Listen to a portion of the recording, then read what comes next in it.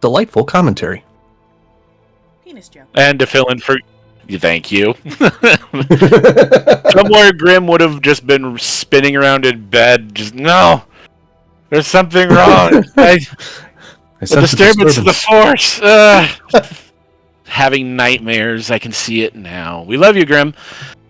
Hello and welcome to Efferia Unshattered, a very special episode of Efferia Unshattered. I am your host and DM for this session, Trizillasaurus. With us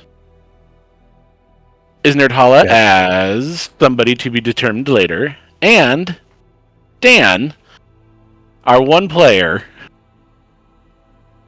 Bringing in as Dustin. Now, last time we saw Dustin, you and the rest of the Black Sheep had met Nivek and the council at Norhala. Right. You had asked questions, received answers, hopefully the ones that you wanted. And met a new party member who is basically assigned to your team, Dorian. There were some gifts passed out. Yeah, Dorian Oakenheart. There goes the brain cell. We had it, and now it's gone. Met Dorian. You had a couple play fights, I believe, inside of the bubble of no damage, or what was it that we had named it again? Dorian's little. Is that what it's called? Magic Panic Room? I like it. I like that name, though. Yeah. And you had met a few more people, especially a certain group of flame elves who appeared for Uldren. And you watched as Uldren went through a ritual. Rushed. Because of reports of a vampire horde starting to go through Norhala. All them beady eyes. The ritual was rushed and probably not as perfect as it should have been, could have been for something so monumental as transforming someone into a lycanthrope. So there was probably bound to be some side effects. But none so big as Ileana also turning into a lycanthrope. And as the vampires clambered towards you and your party members hurled magical spells at them, barring their path, destroying handfuls in a blast, but there was just so many coming. Nivek opened a portal through a tree. And you being the last one through, you stopped and turned to her, and you had asked her if she could do this again. Not understanding, she said yes, and then you asked her to send you to Riversmeet. So she did. The spell dissipated and recast onto the tree, split the tree in half, and as you said, you dove through the portal. So, Dustin, diving through the portal, would you please give me a dexterity save? Because great. As you dive through the portal, you glance up and you can see probably a 5 or 6 year old sapling, maybe 6 or 7 feet away from the trunk. Hang on, I need to look at 18 for you. An 18. Yeah, almost a nat 20. Almost a nat 20. You are able to avoid taking a handful of damage there, as you're able to see it and kind of guide your way around it and not break this poor little sapling in half. Oh. That would have been unfortunate. Yeah, and you're supposed to be Good friends sapling. with the trees. Good sapling. Oh. You Oh, dove man. through, recovered, and you're here at Riversmeet. Real quick, give me a history check at advantage, because you are familiar with Riversmeet.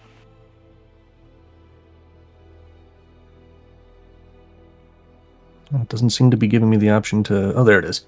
It wasn't giving me advantage option. I fixed it. Not good. That's a 4. A 4? Okay. My With chat is advantage. being really weird and won't, update until I'm good at it. There it is. That's okay. We'll just You call out the are... rolls. Gotcha. Can do.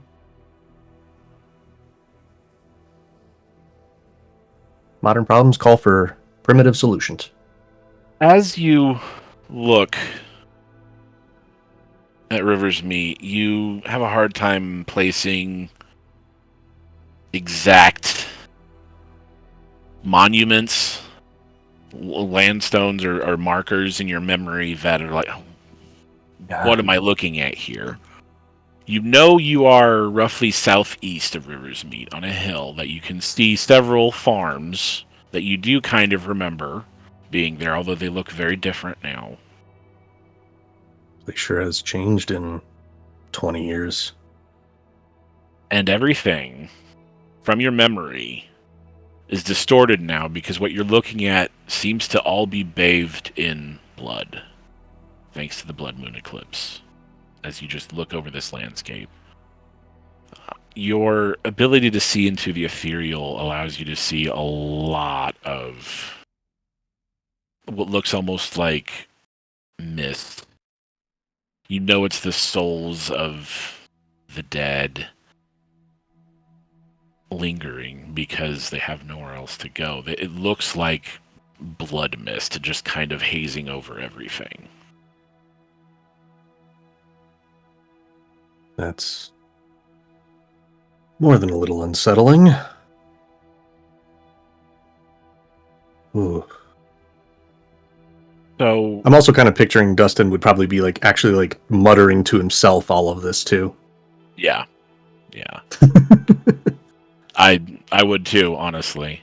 Where the hell am I? You look around and kind of get your bearings a little bit, but not too much. A lot has changed.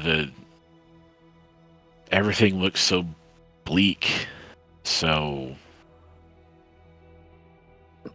drained. Do you proceed forward into the town? Is there, you said I'm near farms, is there any farmhouse nearby that seems like it might have I don't know, maybe some laundry hanging out? Give me a perception check. Okay. It's going into a place where, you haven't been in a while, but as a 13, they might potentially recognize me from wanted posters. Right. Good thinking. There is one, and there are some sheets hanging on a clothesline. However, they are bright pink.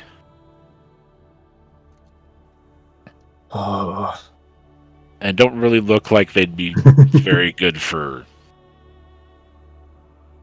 camouflage.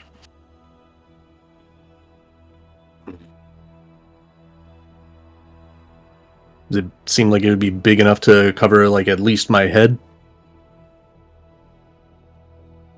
It would be enough fabric to do that. Yeah. Just gonna casually try and as walking by, just pull it off of the rack and then try and throw it around my head like Thor in Ragnarok. It's a disguise. Okay. Do I want this to be a sleight of hand to do this? Are you trying to be slick about it, or are you just kind of taking it and bolting with it. Try to be nonchalant. Nonchalant. So like a little bit slick, but also just kind of like just kind of like, oh yeah, walking by, oh that's nice, grab that and trying to throw it on my face as I just keep going. Okay. I'm cool with sleight of hand to try and do it. I will go ahead and give you a sleight of hand. I've adjusted the DC in my head to accommodate for this. So go ahead and give me a sleight of hand. You got it? There's Holy the nat 20 for a 24. Shit. You know that trick people can do where they can grab the sheet on a table and yank it and nothing moves on the table? You did that. Yep. And like nobody notices anything at all. It's just all of a sudden wrapped around your head very naturally. Like some sort of like pink headscarf. It's very striking. And the blood moonlight, it's very flamboyant. It makes you stand out, but at the same time it covers your face. Yeah. It's about all I really need. Having done that, does your breastplate that you're wearing when you're trying to make stealth checks, does it still give you disadvantage? It does. It does? Okay. Yes. I will go ahead and let you have it at a stealth check at flat. No advantage or disadvantage, what with wrapping your head and thinking about that ahead of time. Okay. So go ahead and give me that if you could. All right. That is a 10. Okay. Let me record that. 10. Right. Don't be suspicious. Don't be suspicious. Don't be suspicious. Don't be suspicious. So, wearing a breastplate, you basically have a pink headscarf on with a revolver strapped to your right or left thigh. What is he? Is he right or left-handed, or does he have it like on the front of his? Probably on the right hip. Over on the right hip. Yeah. I think that was what the model that I used in Hero Forge did. I think I made him a right. Probably using your hand to try and just kind of nonchalantly cover up the fact that you're carrying a gun through the middle of town. So I could try and cover it up with the shield and see if that works. Okay, that might actually work a little bit more in your favor. As you go through town, give me a perception check again, please.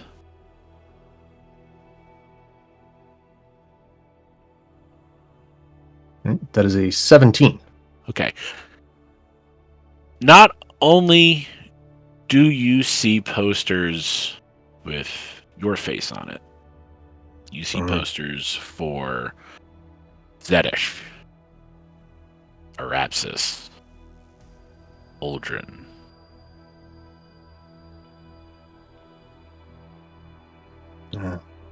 They never get the noses right.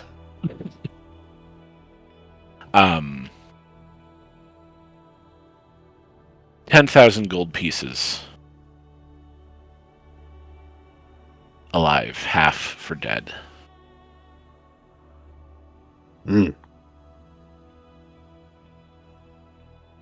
By Seems order, to have gone up a bit. By order of the Sanguine Sovereign.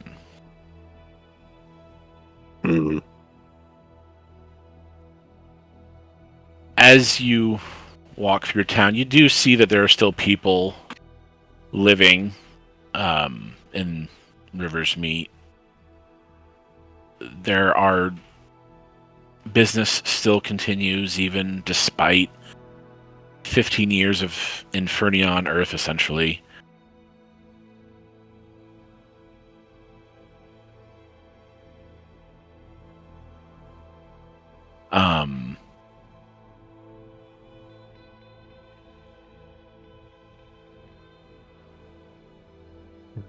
Life finds a way to keep going.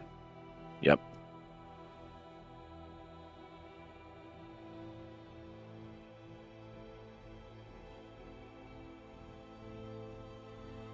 At least the bridge is still here.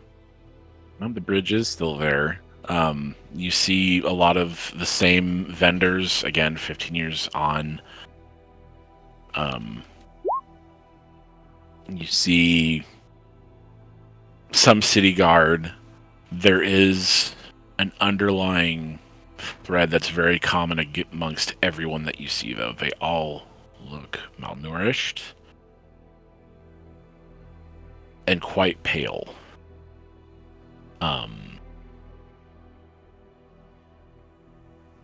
You do spot very clearly with that 17. Mm-hmm. Not too close to you, and they don't seem to clock you or recognize you. They seem too preoccupied with what they're doing, but you do see some vampires mingling with some women of the night. And you, as stealthily as you can, make your way around in quite a large arc around them and make your way to the pit. Now, as you make your way to the pit, you're probably thinking, I would imagine, what is Dustin thinking right now as he's making his way to the pit? Is he having any memories of making this exact same journey to the pit in the past or anything like that? Give me a snapshot into Dustin's brain here. Oh. I mean, probably made this same trek across the bridge hundreds, if not thousands of times as a child and teenager. Possibly even as he's going by, seeing, some of the vendors that he's recognized, seeing, I would guess probably like one or two of them, he'd be like, oh, just like in his head, just like, I remember when they were just a kid. Everybody's so much older now. That one, I remember when he was just a child. Now he's my age. I remember when he had black hair instead of white. Yeah. A lot of memories flooding in.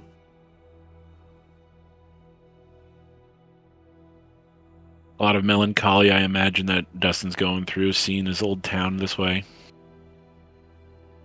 Oh, yeah. Used to be so vibrant.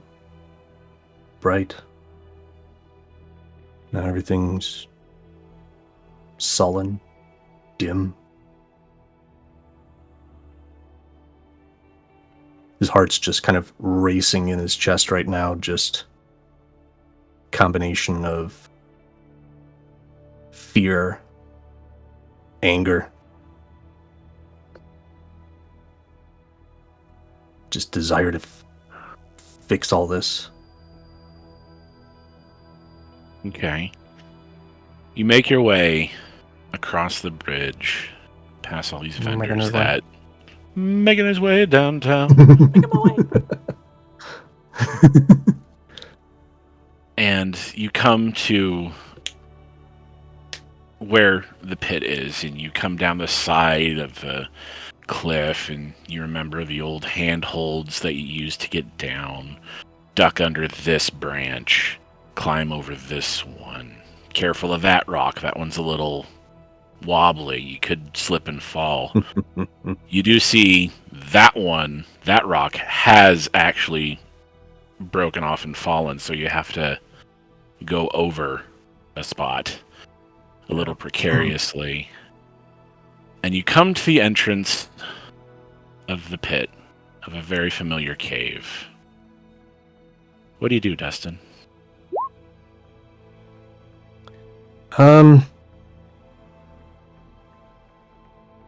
just going to have to go very, very carefully. Just kind of slowly peeking in, hand on his sword, ready to draw just in case.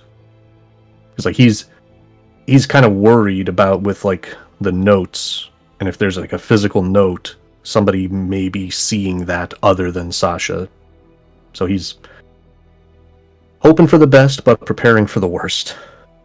Gotcha. Okay. As you peek your head around the corner just enough, I want you to go ahead and give me a perception check. You got it. Damn, 7. The 7 that you have rolled here, you peek in and it's dark. And the only thing that you're able to see, you just make out the throne in the pit. And on that throne, just sitting right on the seat, is your coin.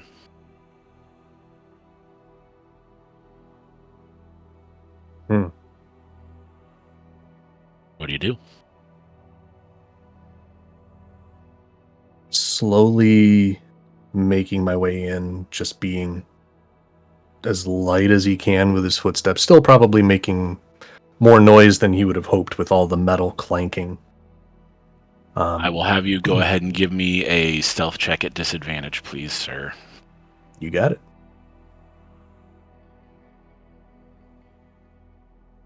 Mm. 7. Okay. Clank, clank, clank. It's Focusing not on the coin. it's not quite like a steel drum band, but it is a lot louder than you would prefer it to. So in that case, you probably have your scabbard and your sword like practically half drawn at this point, as you sneak your way in and you make your way towards the chair, I'm assuming. Yeah. Step by step, getting closer to the coin just to see if there's... Like, his goal is to see if there's anything other than the coin there. But that is the focus. He's not completely looking around, just focused on the coin, wanting to get to that.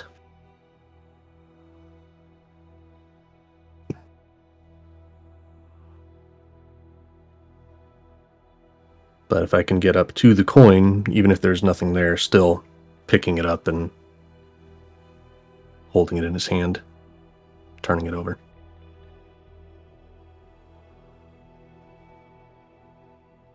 Hey, Dustin, the pit, Hey. how tall is the ceiling in the pit? Do you remember? Ooh. I don't recall. Okay. Do you want to just say it's maybe like a good 10 feet tall, maybe? 10 to 15 in places? Varies. Yeah, Okay. sure. It's a cave, so there's probably like some parts that are a little bit taller than others. Mm-hmm.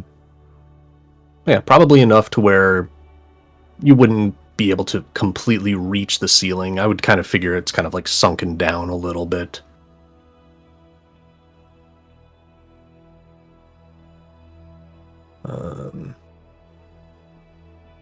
Enough of like a... You catch right in the center. something, your blind sight catches something directly behind you. And as you spin and draw your blade, you feel a blade at your own throat. And turn around and come face to face with Sasha.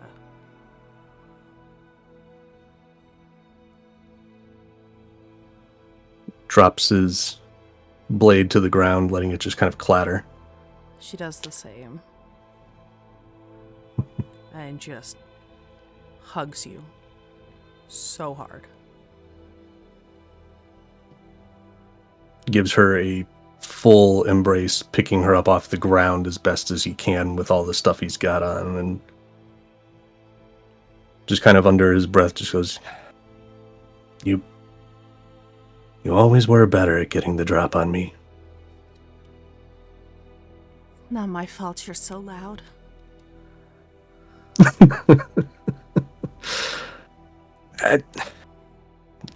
I mean, the armor does help a little, but I wish it was quieter, yeah.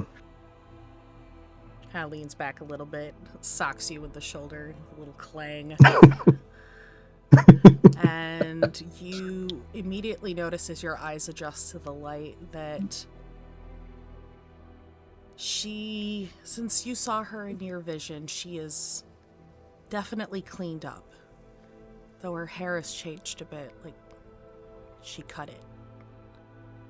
And she's dressed unlike you've ever seen her before, almost in men's clothing.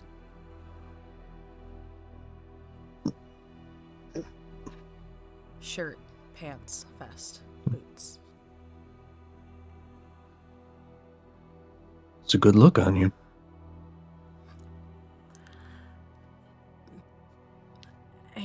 Definitely easier to get around in, huh? Yeah. Sorry. A little less noisy and a little less blood-soaked. Yeah. How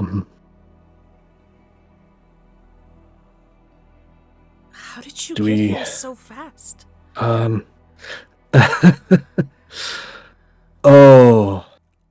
I was expecting this to be days when you told me dawn.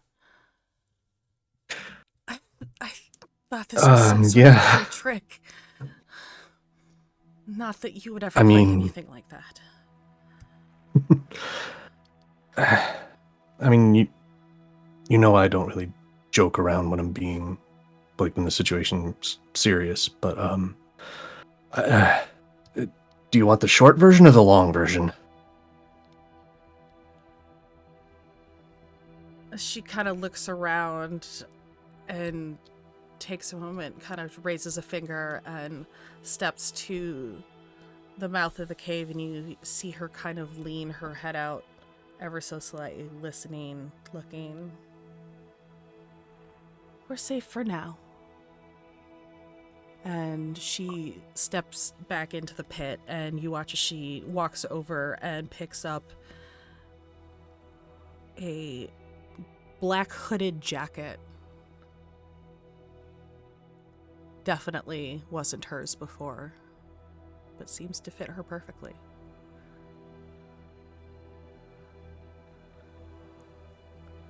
I like that jacket. Is it new? Yeah, it was a gift from Roland. Yeah,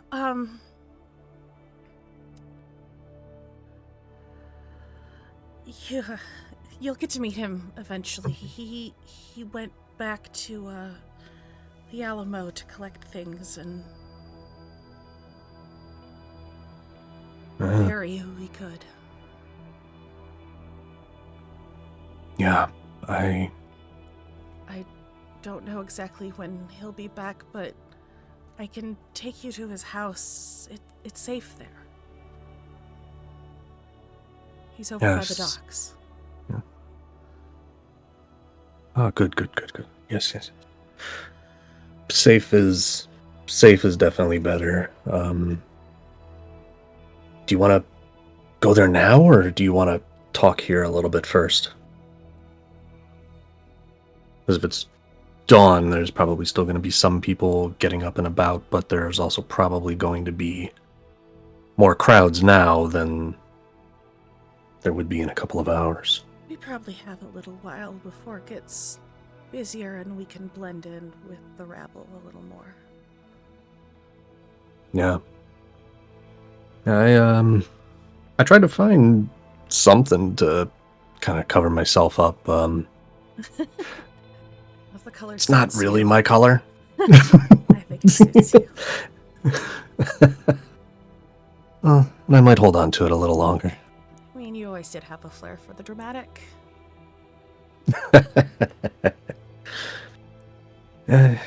It helps when you're the distraction sometimes. She walks But- over and picks the coin up off the throne and puts it in her pocket. I just had to make sure it was you. Yeah. I don't blame you. I wanted to do the same thing. He picks up his sword, puts it back into the scabbard. So I can give you a really quick summary of what's been going on if you want to do the same to Yeah. what happened. And Yeah. You go first. of course for the... All right. And just kind of speaking as a player, even if there's like, oh, we don't really need to go through everything, I just kind of figured that we could give little bits, Yeah, go or for we it. could just say that they talked and... Okay. Yeah, whatever you feel like doing, bud. Okay. Right. RP. But, well, a lot has happened. And I'm pretty sure since Sasha hasn't seen Dustin's yet, he'll kind of pull out the revolver and just kind of like fidget with it a little bit. I got a new toy, but that's where I'm actually really glad that if Roland is going back to the Alamo,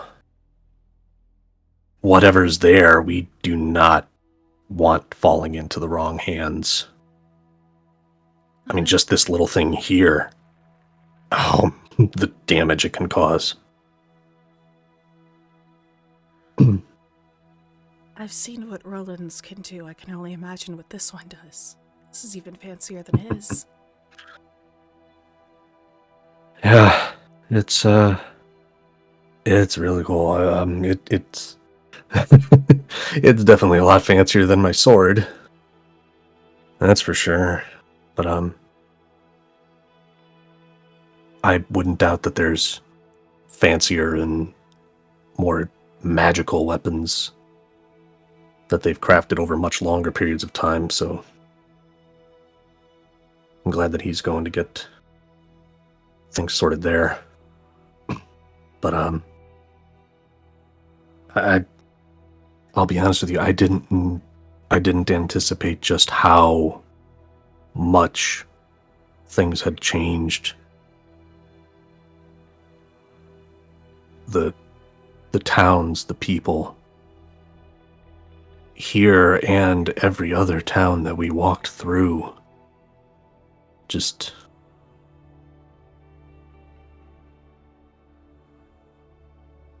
I'd hoped that whatever we did, we'd make things better for the kids as they're growing up. Still can. We still can. This may be the world the way the world looks now, but it's not forever.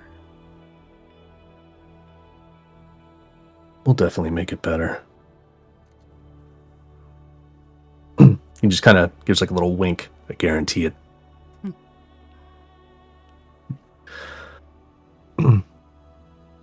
But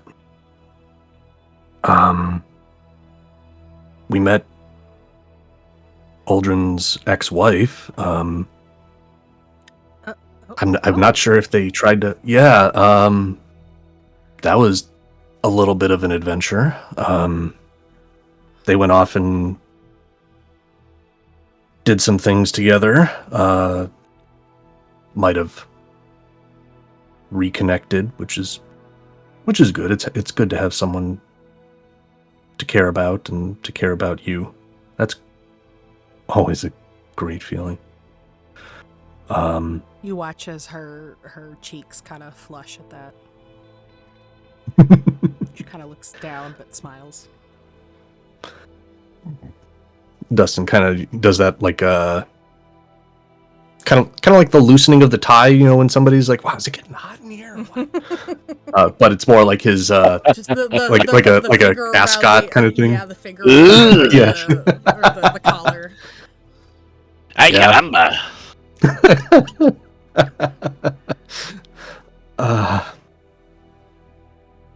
But she almost got killed too. By somebody that we thought we could trust. So now we're keeping an eye out for him, just in case.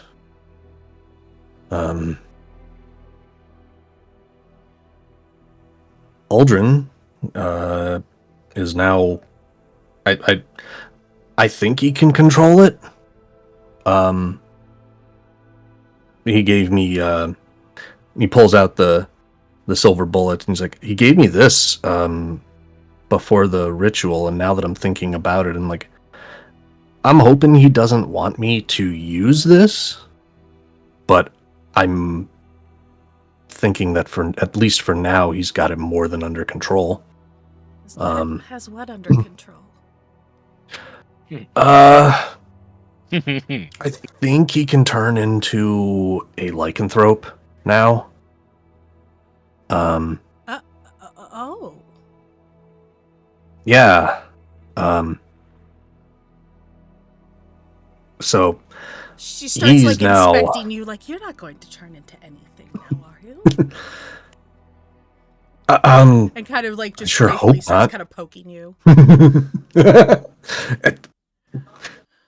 Just kind of like grabs the hand that she's poking at me with, and I'm like, I swear to you, I am still just human. Kind of boops you on No the horns, no tail. takes her hand back and boops you on the nose before setting it down in her lap. She's like, good. I hope it stays that way. Yeah. Don't want it to change. I like being human. Me too. Though, remember when I said I didn't have any powers left? Yeah.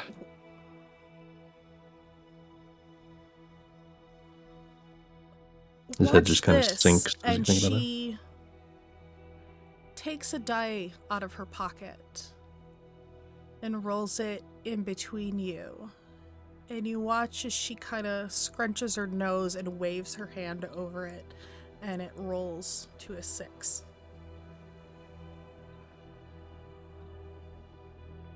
I can't always do that, but sometimes I feel like I can almost manipulate the outcome.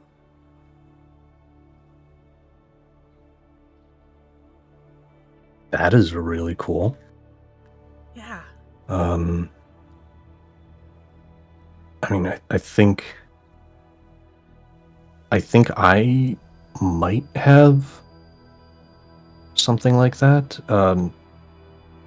I haven't really used it in a long time. I think. My coin. And he kind of thinks back to the day. Yeah. Yeah. The only way I used to be able to do it was with the coin, but you have it. But I'm still able to do it. Ooh. Maybe the coin didn't give you magic. Maybe you gave the coin magic. That's silly. How could I Oh. possibly?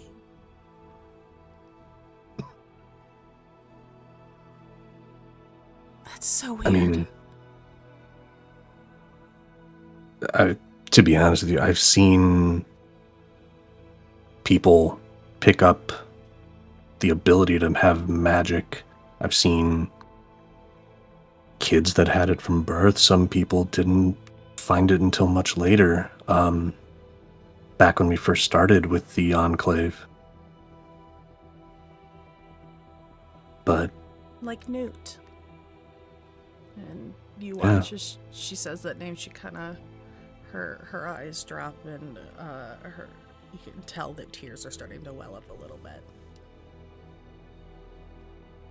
You can tell she's kind of fighting hard to hold it back.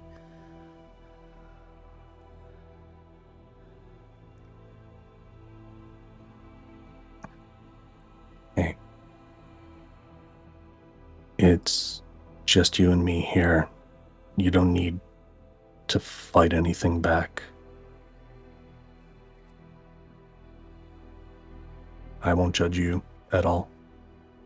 Just like I know you're not going to judge me. No. No, I wouldn't. Hey.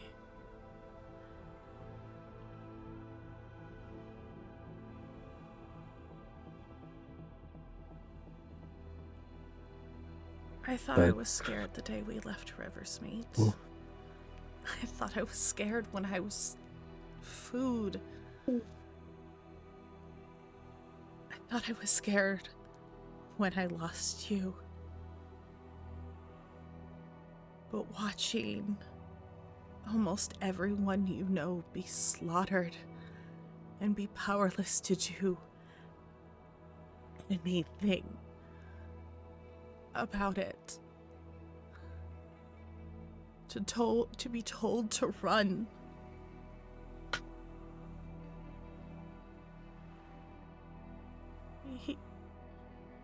He told me that he would be right behind me.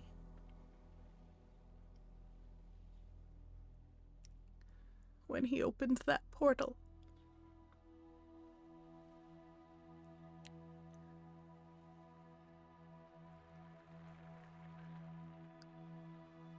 But I could feel it. At this point, just kind of when he was gone. Gently embracing her.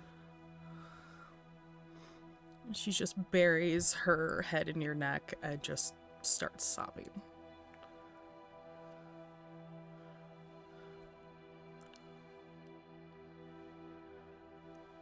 After... I'm sorry I wasn't there.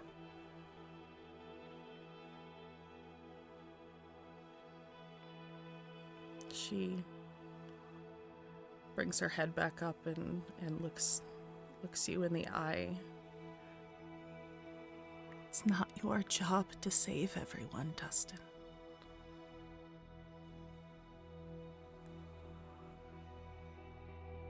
I did as much as I could. I tried to save as many as I could.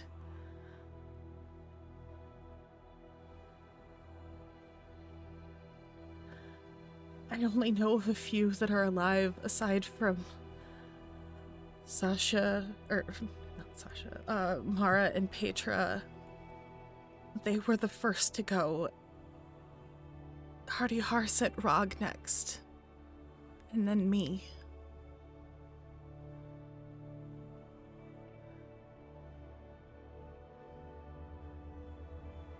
He just told me to go home.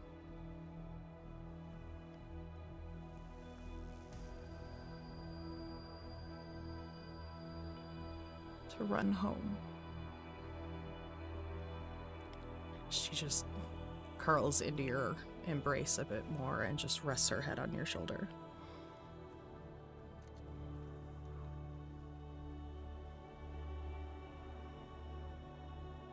I think I got an idea after we fix all of this. I think there's more than a few people that deserve a memorial. I agree.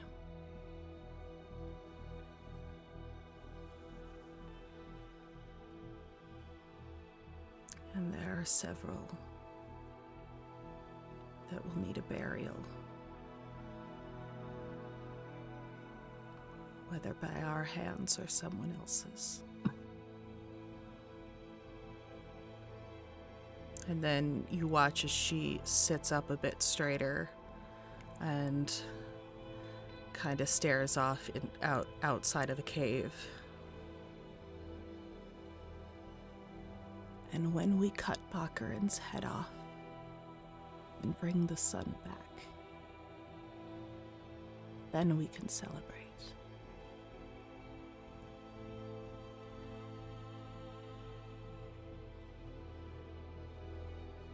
Yeah. I want to personally make sure that they are not 6 feet, 600 feet.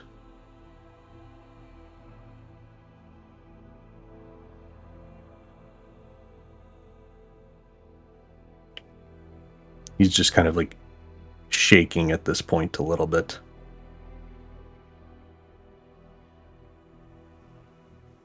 She takes your hand and gives it a squeeze.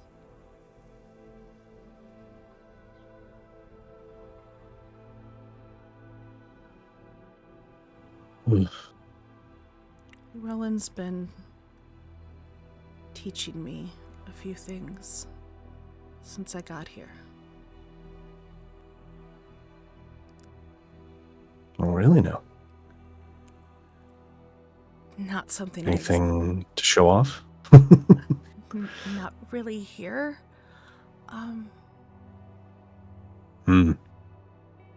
Might be a little loud. And you notice she's kind of eyeing the revolver.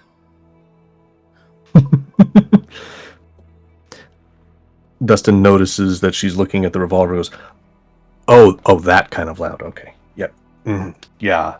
Don't want to do that in the cave. No. Or try not to draw attention. Yeah. Preferably someplace far away from ears, or at the very least concealed from as many ears as possible.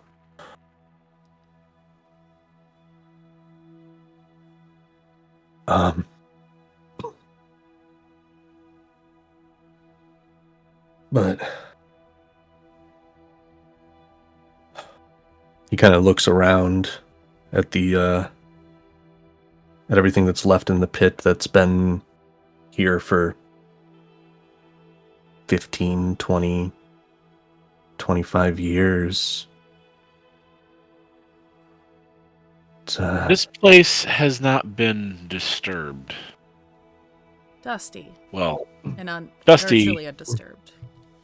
Yeah, virtually undisturbed. Sasha might have moved a few things around as she looked around, but everything's still there. So as you look around, what do you see? What did you leave behind here in the pit?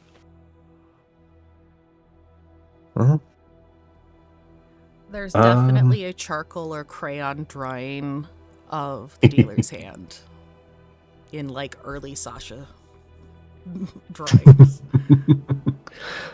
Early Sasha period. This is before her Renaissance.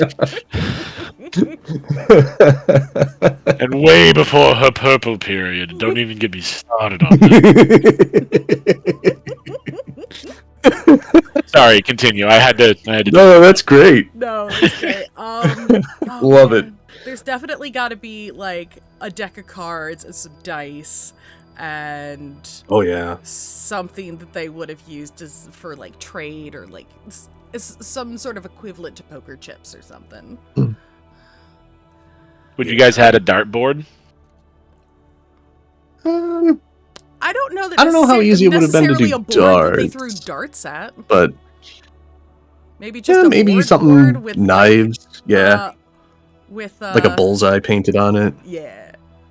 Yeah. Okay. So there's like a probably a wall you guys have of like scrap wood. You guys have scrounged around and painted like a shitty bullseye on it, and it doesn't matter. You're gonna destroy it anyway, throwing shit at it, and it's still there. Right. It's got a few dings in it from a few times you guys probably tried hand axes or whatever. Yeah. Yeah, just all those fun. memories. Why not?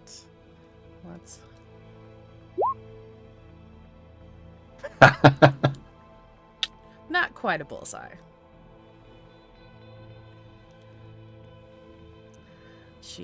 Sasha chucks the dagger. I'm just now seeing the stuff in the Black Sheep Discord chat. The Thor gif. It's a disguise. Oh man. Sorry. Now, I just saw the things.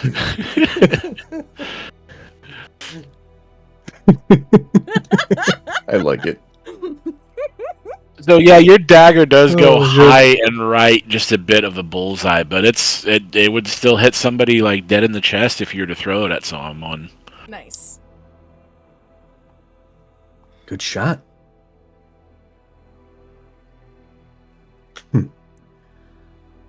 Gotta do something to think keep kind of my like hands occupied. Yeah, I can relate to that, as he's still just kind of like fidgeting with the barrel, or not the barrel, the cylinder of the revolver, just kind of like the little tick, tick, tick, tick, tick noise, just kind of like calming him a little bit. And you watch as this time, instead of sheathing her daggers at her sides like she always did, these go into the boots. Oh, clever. Little more concealment, little less obvious. Oh yeah.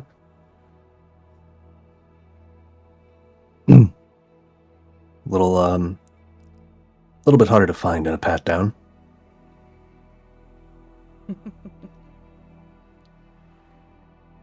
Puts her arms wide as if. Just kind of stands there and just puts her arms up like and does like a little spin like, I mean, you can check.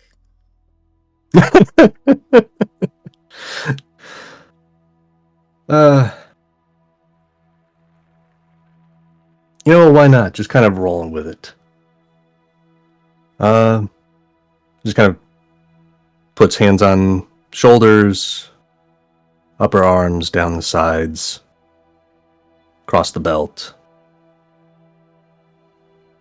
Feels down the thighs as he kind of like squats and just goes, yeah, no.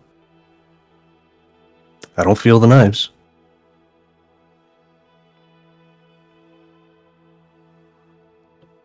Hey, Kate, how caked up is Sasha in these pants?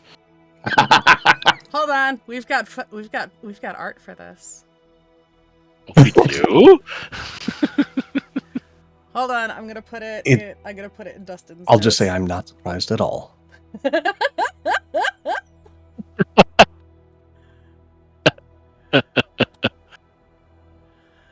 You're putting it in Dustin's notes? Yeah. Yeah, I want to see this.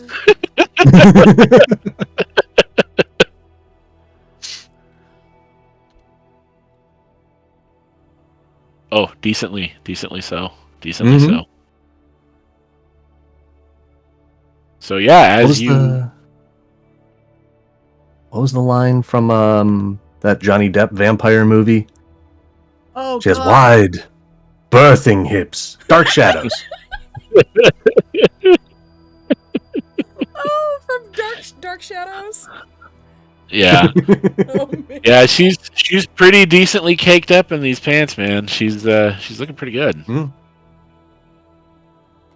Honestly, I wish I looked that good in slacks and vest. Right? Same.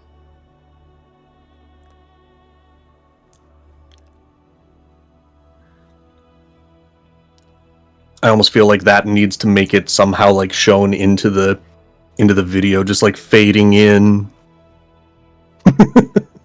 Well, we've got give the audience a treat. We've got this one that we can show. Yeah. It's the only one I had uploaded, so.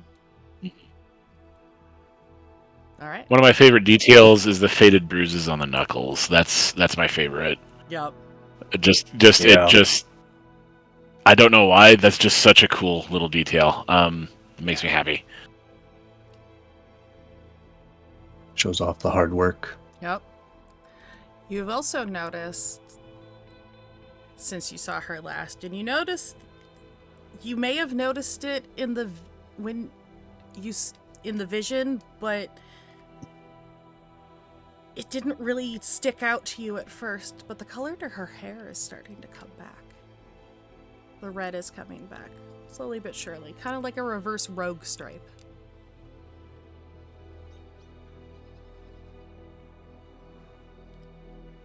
Huh. Her skin looks a little less pale, a little more rosy. Yeah, you've got your freckles back.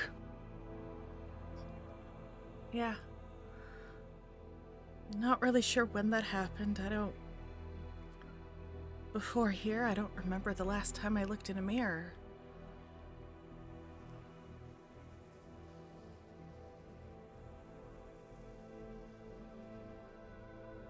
But it's just kind of come back over time, I guess.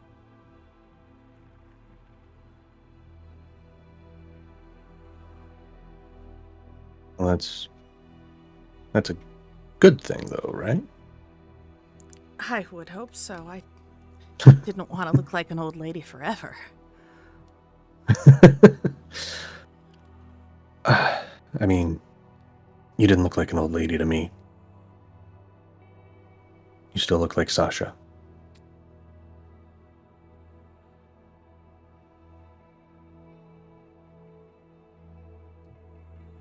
She smirks and punches you in the arm again. We should get going. Yeah. She throws the jacket on, and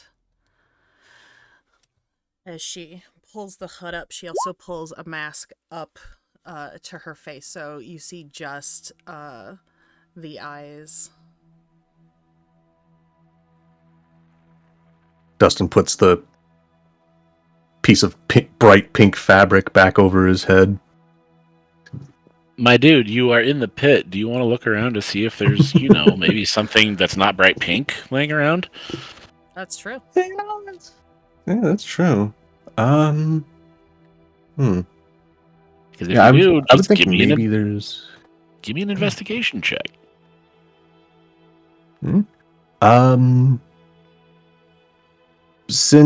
This is more just player pleading here, but considering that this is a place that has probably been untouched for such a long period of time, and it's like, I remember a lot of this place, would I have advantage on this roll, or still just straight roll? You know what? I'll allow it. Go for it. Advantage. Okay. You have convinced... Oh, my. It didn't help. That was an advantage? Okay, Yeah, I'm rolling yeah, for Sasha. Where the hell did I put all that stuff? I remember putting, some old clothes. How's the Okay, 17? So, Dustin, you go to, this old rickety armoire that you guys had, yoinked way back in the day and drug it all the way back down here. You remember getting it down the way into the pit being very similar to that scene in Friends where they're screaming pivot about the couch, moving it up and down the stairs. It was a lot like that, getting this armoire into the pit. You open it and you're going through all these tattered clothes and everything like that. Sasha, Moths fly out. yeah, you watch him do this as he's digging through here, and you go over to a steamer chest and open it, and inside is a big overcoat. It's not exactly a duster or anything like that.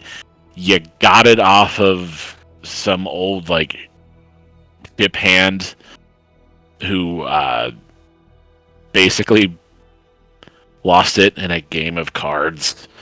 But he was a much bigger dude than you, so although it'll be very big on Dustin, it'll cover everything. So it'll be just a big coat.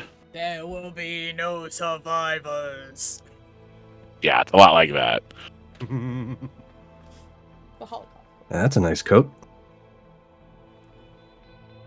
I'm still going to keep the pink sash, though. why not use it as a disguise? Yeah. I'm glad that you found that. I was just going to keep going with just my regular clothes and the pink sash. Oh, Thank keep you. the sash. She kind of just Oh, tucks it honestly, into the I plan pocket of to. the coat. And then she pulls It's out definitely staying. a hat out of the chest as well and sticks it on his head and kind of pulls it down over his eyes.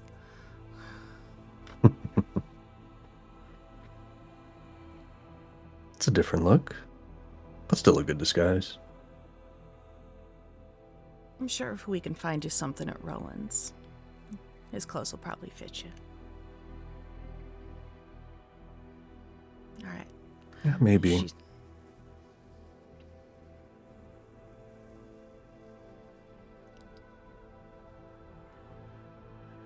All right. So you guys climb back up out of the pit. That same familiar path that you've taken hundreds, maybe even thousands of times. As you climb up out of the cliff face overlooking the rivers. How are you guys heading to Roland's? Are you going slow? Are you being stealthy? I mean, you are definitely stealthy and trying to blend in with the morning crowds. okay. Yeah. Probably not the best idea to be like sneaky, but more just like, oh, just act casual. Do not. I will Like have we- you. Like we live I will here. have you first give me a performance check, and then that will dictate what your stealth. Oh, this can only go well. I will say that is one skill that Dustin has had proficiency in since day one. Really, and it Only comes does into better. holy shnikes! Wow. Yeah, Okay. 25. The second time I've gotten to roll performance the entire campaign. Yeah, so Sasha is like super nervous and really obvious about it. Okay.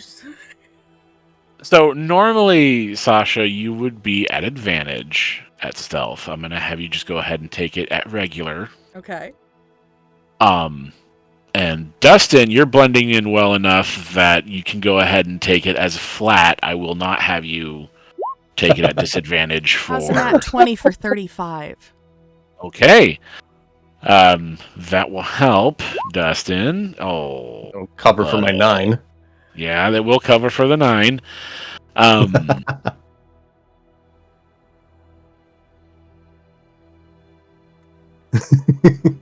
All right, you guys. Talk about opposing roll. I know, right? Like it just flip flopped so much there. I'm just too natural. Yeah. So you guys are able to walk your way through the markets and past several shops and bazaars and taverns that are still open, but they're not quite as lively as you remember them being in your past. The nostalgia of being younger hits you real hard, especially with everything bathed in this god-awful blood color. Are there any conversations you guys have while you're not rushing, but you're kind of like, oh, we're just idly shopping, making our way through town, walking kind of fast. Anyway. Roland's homebound. Mm-hmm. Dustin, roll me insight on Sasha at advantage.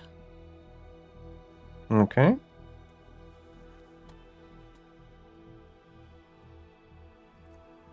16. You notice as you're walking that she keeps clenching her fists and occasionally cracking her knuckles. She seems almost angry, tense, as she's moving through the crowds.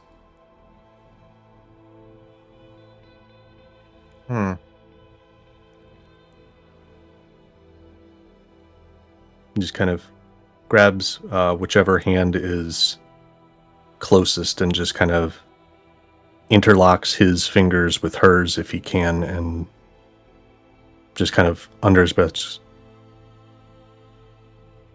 we'll make it there okay, and then we can talk if you need to.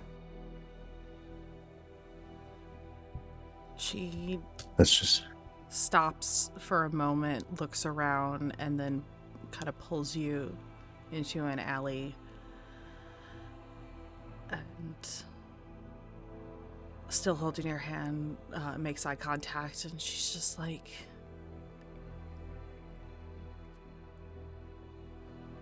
I just want to make her suffer the way she made me suffer. The way she made you suffer. The way she's made us all suffer for so long.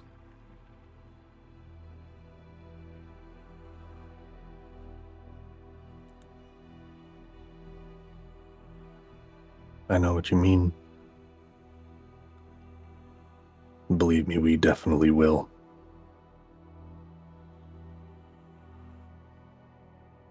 She's Promise. not getting away the next time I see her.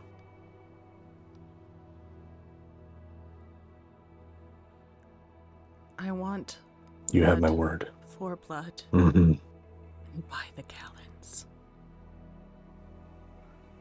And this is a side of Sasha that you haven't really seen before. Sasha was tricksy, kind, but never vengeful.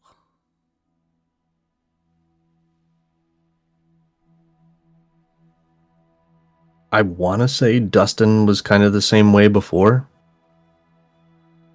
Like his original avatar was more, jovial. Mm-hmm. Yeah. And then shit hit the fan, and now he's Bloodthirsty. yeah. Yeah. You recognize like for like in her eyes at this moment.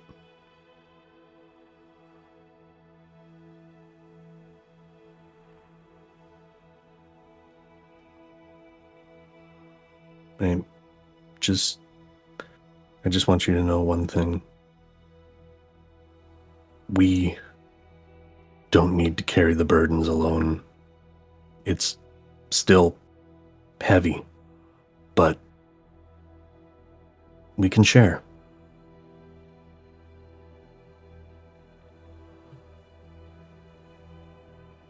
I think we all are sharing a bit of it right now, and we might have a little bit more, but we'll fix it.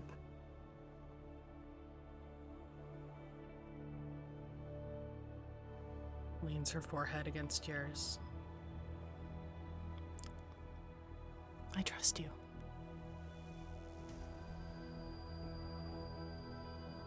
I trust you too. Every day. Squeezes your hand and starts to step back into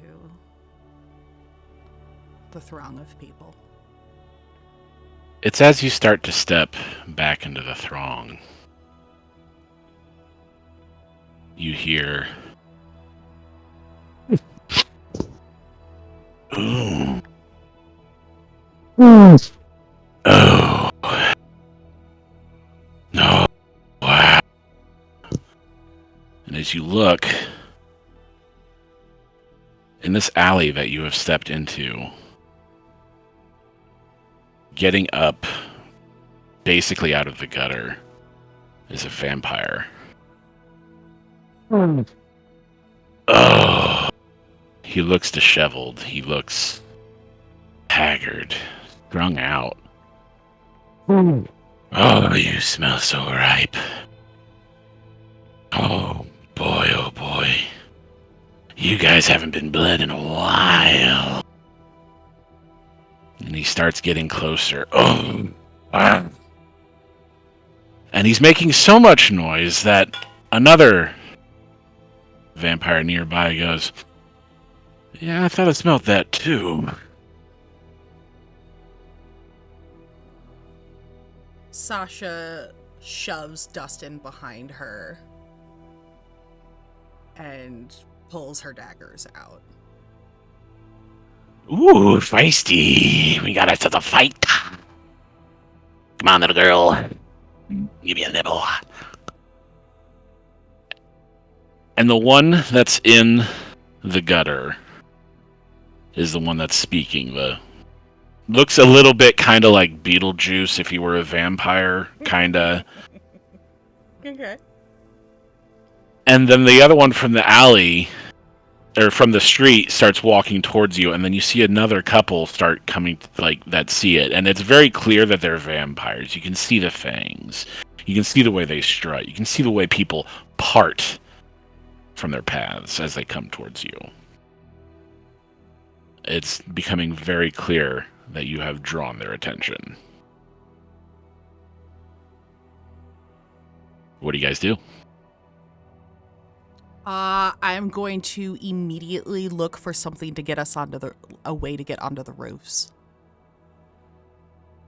All right, give me a perception check.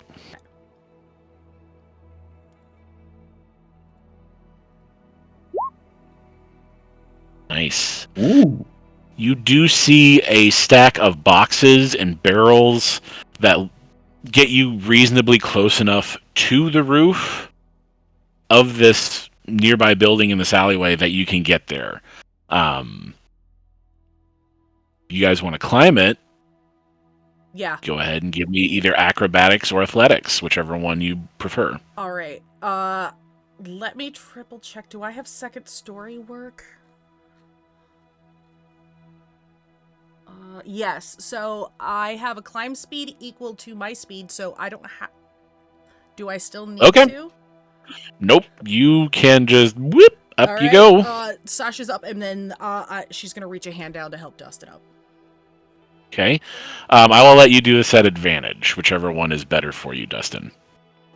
That would be athletics for me. Okay. Giving it the old alley oop.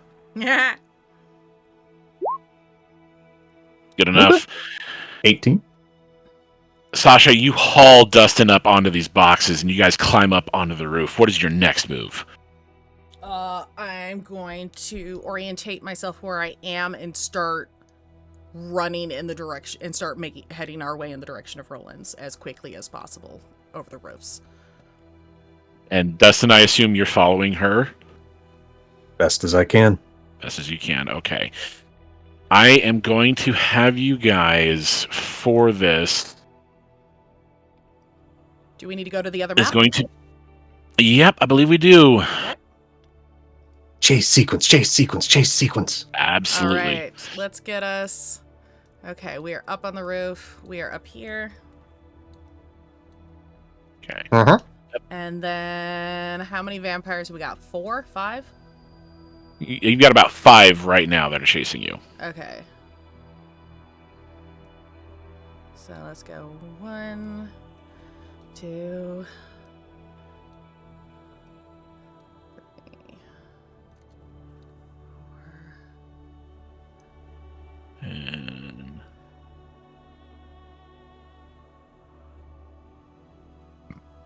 Nope, I just want one. I just want one token. There we go. This fella up here, this Yep. is that's our Beetlejuice vampire. All right, I'm going to mark him as purple. Purple, yep. Just so you guys know, he's the offensive one.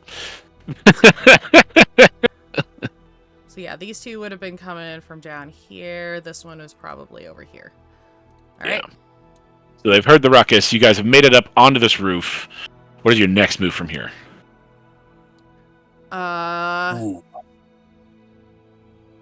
Let's see. Hold on. I gotta double check because my second story work also gives me. I use my dex rather than my strength to determine my jump distance. Okay. jump distance is what? It's half your speed plus your modifier, or? I think so, yeah. But you have to get a running start. So I would say you do. Which direction are you heading? Are you heading to Red Building? Yeah, or are you heading? We're gonna head to the Red Roof. Okay. Yeah. All right. You know what? Let's go ahead and do this in initiative order. All right. Let's roll initiative for this. Nope, Let's just do that. Tool. I need the turn order. Okay, so.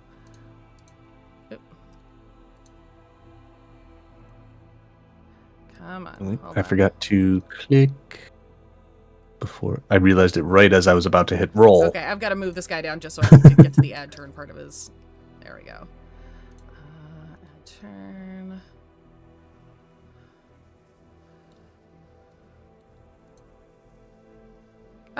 Oh, nice. You can select multiple people at once. Okay, so Ooh. You got. Okay, so don't forget to click your token when you roll initiative. Yeah. Okay, and then for the vampires. 1 second, let me get that. The vampire. The vampire.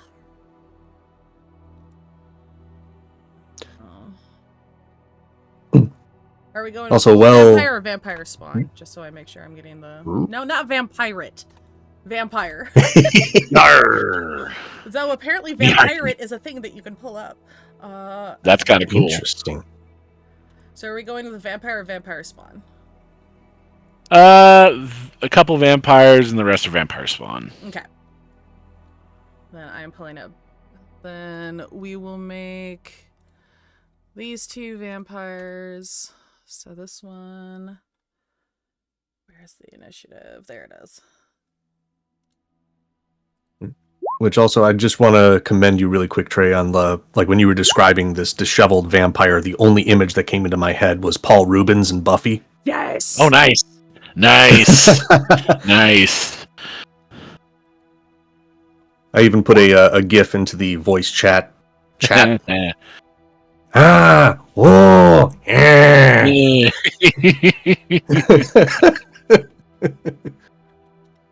Okay, so I'm just doing one for each group. Okay, so... Alright, so it looks like the vampires are first. Yeah, they're very fast. They will clamber up. Let's see, that's that one and that one. Yeah. They will clamber up like onto. Here. Mm-hmm. Okay. And that'll be their turn. They are going to hold their action to try and block you guys from jumping onto that building. All right. Let's see. So then Dustin's up next. Mm-hmm. All right. So the one that is... These are both to the regular south vampires. of me. Mm-hmm. Yeah. The ones on the ground are the ones that are still on the ground are vampire spawn. Uh-huh. So I'm still getting a little bit used to the unarmed strike stuff. So you roll I'm just thinking like, then you choose what you're doing with it, whether you're doing damage, a grapple, or whatever, right. a shove. Yeah. My goal is to try and shove this guy off the roof. Cool. Just like, clear a path. I'm just like, no, fuck you. Sparta kick. Yeah. Yeah. This is Riversmeet. Hell yeah. I like it. So you go to do that and kick this guy off. What would you say? Opposing athletics? Is that what that's what I was wondering about, like this? They've got a +4 modifier for their strength or dex. So go ahead and roll a d20 +4. Yeah, it's like a. So if we're using the 2024, I think it's what I hit if I hit, they make a saving throw or get pushed? That's what it is. Oh, Hold on, yeah, I'm that's looking what it at is. this. Okay. Yep.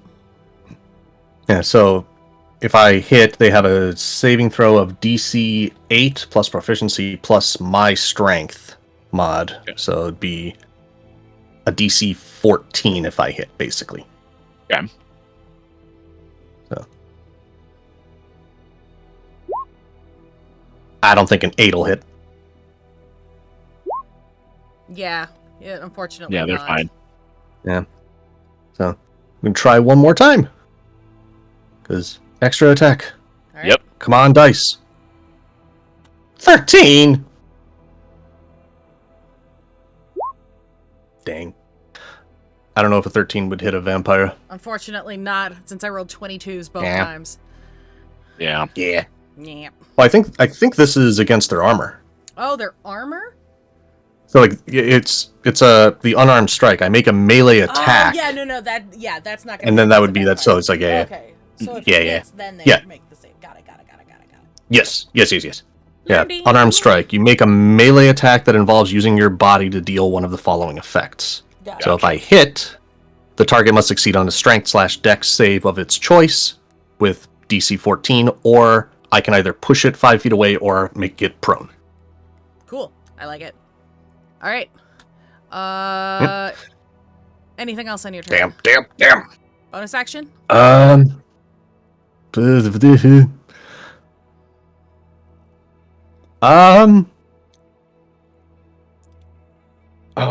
don't want to burn action surge this quick, so I will not have anything else to do this turn.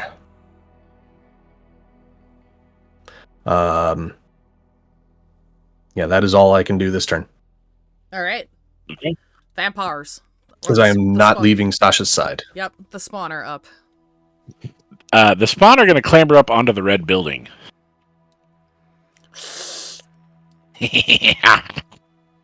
As they cackle and laugh sinisterly, All right. thinking this is all just a game. Life is a game. All right. Sasha's gonna use her chance at some sneak attack and go with she's gonna pull out a very familiar rapier, basket-hilted rapier, and try to stab this guy in the face. Which one? The one that's in front of Dustin. Oh, okay, cool. Go for it. Step. Does a 31 hit? Yeah! I think it does. Oh, God.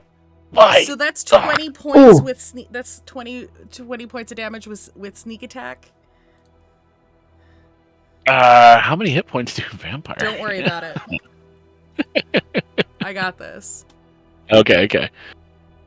I'll let you know when they're bloodied and stuff. Gotcha. All right, now we're back to... and then she is going to disengage from this guy and basically, like, cartwheel over Dustin to get over here. Nice! Very cool. All part of the plan. The cinematics of that. Just... Just, like, across his... Like, the roll across his back. Yeah. Yeah. So you stab our Beetlejuice guy. He goes. No, I as you stabbed roll, this one, the non-Beetlejuice. Okay, you stab this guy. He goes, and it wasn't really expecting you to fight back. Beetlejuice guy is going to clamber over here. Where are you going? And try to make a grapple check. Would you give him an unarmed strike? Because he's not really. He's trying to grab you. He doesn't really want to attack you. Trying to figure out how to... I'm just gonna roll a melee attack. Yep. A 14 does not hit her. Alright. You are able to, as he reaches out for you, hey, come here, girly. You kind of kung fu his hands away from you as he tries to reach out for you. And this guy right here, let's go ahead and give him a dex save. Let's have him make a dex save right now. He just got stabbed. You didn't think you'd get stabbed by these people. 19. You're not supposed to stab a vampire. He's fine. He's still on there, but he's just like, what the hell? They just stabbed me. So he's a little bewildered that, people are fighting back. At least this hard. And that'll be their turn. Dustin, do something.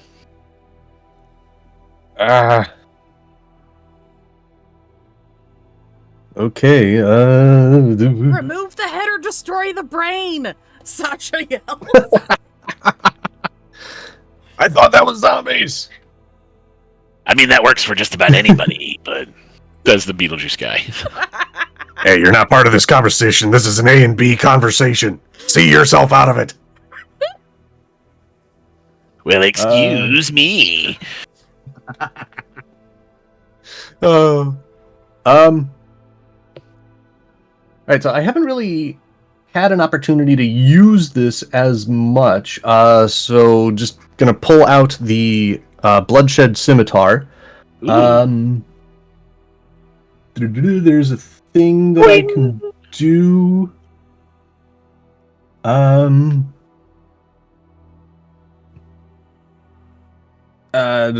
Reading this really quickly here. Invoking the rune. When I target an attack, invoke the sword's rune. It flares with a crimson light, infusing my attack with bloodthirsty precision. I spend and roll one of my unspent hit dice to add the number rolled to my attack roll. Nice. Do it. But that's if I roll low, I can do that because it says I can spend it. I can invoke the rune after rolling. Nice. Yeah, I can invoke it after rolling. Very nice. So it's basically, I didn't hit. You mean I did? Yeah. Bloodshed scimitar. I shall swing at the guy who's already been stabbed. Yeah. Yeah. Swing at him. God. If only I was playing a halfling. Unfortunately, you are on a slanted. I'm going to use. Sasha is going to use her luck to give you advantage. Roll again. All right. I don't know if I can do that, but she is. We're just gonna go ahead and do that because we're DMs. Sure. Cool. Yeah, why not? Yeah, real cool. There you go. 18 I would say that would hit a vampire for sure. Oh, very much so. All right. Yeah, not going to bother invoking the rune on that just yet, but swing and slash. Total of 12 points of damage. That is max damage on that weapon. Yeah, nice. Wow, that's awesome. You kind of stumble a wee bit, but you're able to pull in one simple, super awesome lick. Pull of your out of the scabbard, the saber comes out, and you were able to make a slash right across his chest. Can we have that vampire make another dex save? Because you guys are on a roof. A slanted roof. Don't lose your footing. Oh, he's fine. Vampire's fine. Darn. These clothes are expensive! Then perhaps you should find a better meal. The spawn are up. Can I try and kick him real quick, though?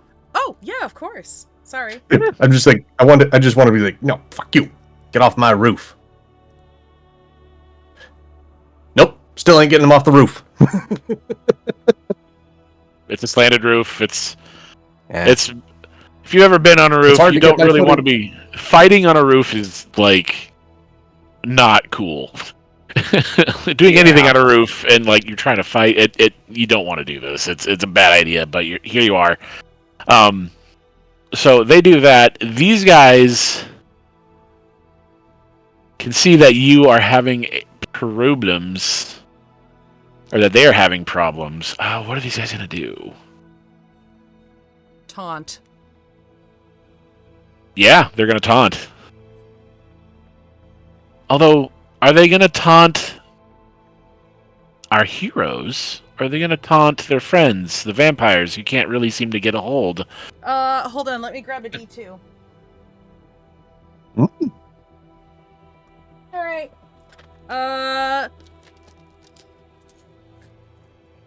One, it's The heroes. the Two, heroes. it's the other. Yeah. That's a 2, so they taunt they taunt their friends. Come on, you guys! What are you doing? Just grab them! Like, they're shouting these taunts, like, just grab them! You're vampires! They're just people! Come on, they can't be that hard to grab! My mother can do this! Humans. Yeah, it's just 2 flesh bags! Come on! And that's what they do for their turn. Go ahead, Sasha. All right, Sasha is going to make another swipe on this guy to try and knock him off the roof. So she is going to make an unarmed strike this time. And she is going to roundhouse kick this asshole. Buffy! Buffy! Buffy! Buffy! Oh, 23 will hit. damn! So he needs... So let me roll that strength save. And he goes flying. Yahoo! And then as a second attack, she is going to spin around and try and shove her rapier through Beetlejuice's gut. That'll hit. She has advantage on the next attack. That is 35 points with sneak attack damage. So you watch as just pure badass energy, Cinematic glory. just roundhouse, like Chuck Norris could not have done it better. Just kicks this guy in the face. He goes flying, hits the side of this building, the red building, and kind of like down the side of it. And quick as lightning, she rolls around and just sinks to the hilt her rapier into Beetlejuice's gut. And Beetlejuice says, "Oh, not cool. This is so not cool. What are you guys doing? Why? Why? You're gonna get it. Oh, you're gonna get it." All right, and then she's going to somersault again over Dustin's back and disengage over here. Nice. All right. Vampire on the ground, vampire on the roof. Okay, vampire on the ground has some thinking to do. He's just gotten karate kicked and stabbed and slashed. Oh yeah, he's prone. Okay. He's absolutely prone. He's got some thinking to do. So half his movement is going to be standing up. Okay. And then we'll say the end of his movement is against this building, climbing up the side of it. Okay. But not quite at you guys yet. This guy, instead of grabbing, he's going to make an attack against Dustin and take a swipe at him. Swing away, Meryl. Swing away. Just an unarmed strike, or is he making a bite attack? Unarmed strike. Okay. I don't know if vampires have claws, but oh my. It's 22 to hit. That'll hit. Yeah. Go ahead and roll that damage. 8 bludgeoning damage. Okay. As he smacks you across the face. Stabbing us, damn it! Just want to drink you a little. Alright. Dustin, it's your turn.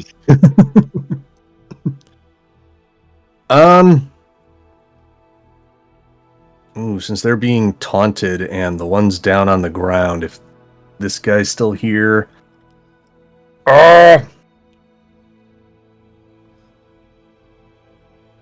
Yeah, you know what? I'm gonna play this a little bit like instead of like trying to win the fight by killing him, I'm focused more on like this could be kind of a fun intimidation tactic. I'm gonna try and do an unarmed strike for a grapple On this fella? on Beetlejuice. Beetlejuice. Beetlejuice? Okay. Yeah, Go for it. 14 on that one. That'll hit. Oh, okay. Oh, What do you I do, was bud? so close. All right, so that would be a DC. Was that DC 14? 14? Yeah, DC 14 strength or dex save for him, or he is grappled. What was the DC you said? Makes it 14. He 14. makes 14. it. He gets a 14 exactly. Yeah. Damn. All right. You have another attempt you could use. Yeah. Quit Let's playing do it around, again. One Dustin, more try. and kill it. I have a plan. Okay. That's a nat 20 for 26 on Then the I'm grapple. going to say that this is at That's strike. disadvantage. Yes, absolutely. Disadvantage. Come Ah. on. He fails. Yeah, He failed. fails. Sweet. All right. So he is grappled. I I'm not imagine really sure that- what the grapple condition does for this anymore. He is I imagine- restrained. Gotcha. I imagine what So I have happened is him that in. you tried to grab him one time, failed. Dustin or Sasha says, "Would you just hurry up and grab him?" And then you just look at her, and then just like the Undertaker, one hand, reach out and grab his neck, and he's like, "Hey!" So, with that, if you'll allow me an interaction with this, Mhm. putting the scimitar back into the sheath and drawing the revolver and placing it under his chin. Oh, okay. I would say that is intimidation at advantage. Right?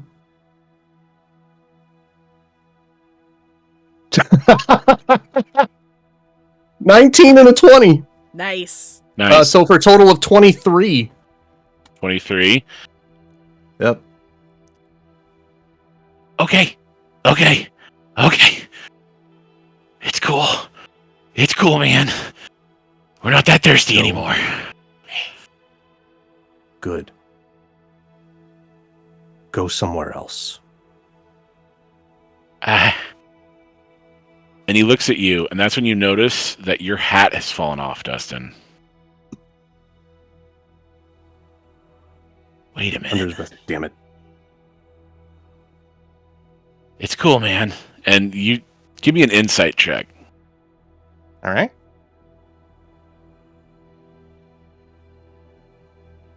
And Sasha, go ahead and give me one too, just in case. Okay. I got 15 for Dustin. She's not paying He attention. he recognizes you from somewhere. Not sure where, but he recognizes you from somewhere. And that's what you're able to pick up off that. All right. It's cool, man. It's cool. It's cool. And the vampires start to the three on here go like, ah! They just start just like giving them shit. Come on, you giving up already? This guy, he's just climbed back up onto the roof, and he's like, what? Oh shit! Oh, he's got a gun. Wait, what? Dustin would be trying to keep his back to the rest of them as best as he can. Kind of like being, kind of like you said with like the Undertaker, just like got him by the throat and close. Mm-hmm. He's like, it's cool, man. It's cool. We'll leave. And he like motions to the others to like back off. And they're like, all right, whatever. And they leave, and you guys are able to make your way to whatever you need to do. Before they let Beetlejuice go, Sasha is just gonna put her hand over Dustin's that's holding the revolver and pulls the trigger. Ooh. Okay, I am. It's under his chin. Point blank. Yeah. And he's not expecting it. So, I'm going to go ahead and say I want you to roll this as if you rolled a crit. Roll. It's as if you've already scored a critical hit. Go ahead and roll the damage for that. Pick whatever setting you want. Oh, this would definitely be fire. But I'm just curious how... Oh, there we go. Select roll mode. Now that's advantage. I don't care about advantage. I just want to do the damage. Roll it twice and just add, and just subtract the modifier from the second roll. All right, so 27 plus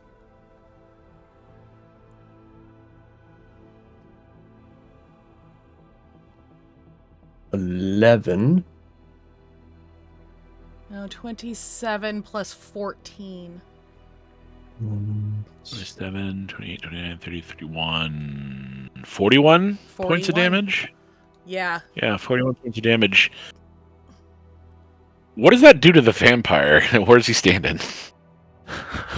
Well, you just blew a giant hole through his chin and out the top of his head.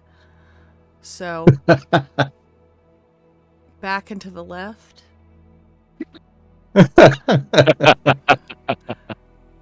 His body crumples and falls down and slides off the roof. And Sasha just turns to you for a moment, hand still over yours, and gives you a wink before starting to climb down. And she leads you over to a house to the south,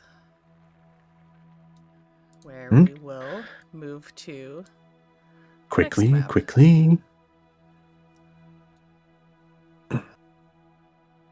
And she quickly unlocks the door, leads you inside, and pushes you into more of a house than you kind of expected for Marshall. It looks fairly well settled into. Lots of tools and decorations, and like it's not super ornate, but more lived in than you expected it to be. Yeah. Expected it more just... She shuts the door, locks it, and immediately is looking through the curtains, just peeking outside. Give me a perception check, Sasha. Perception, alright. How's a 27?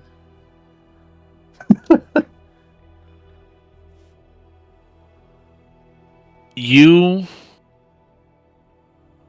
clock a couple people kind of out in the street. Like, they'll come out, stop, and look deliberately at the house you're in, and then kind of go back into an alley. People are avoiding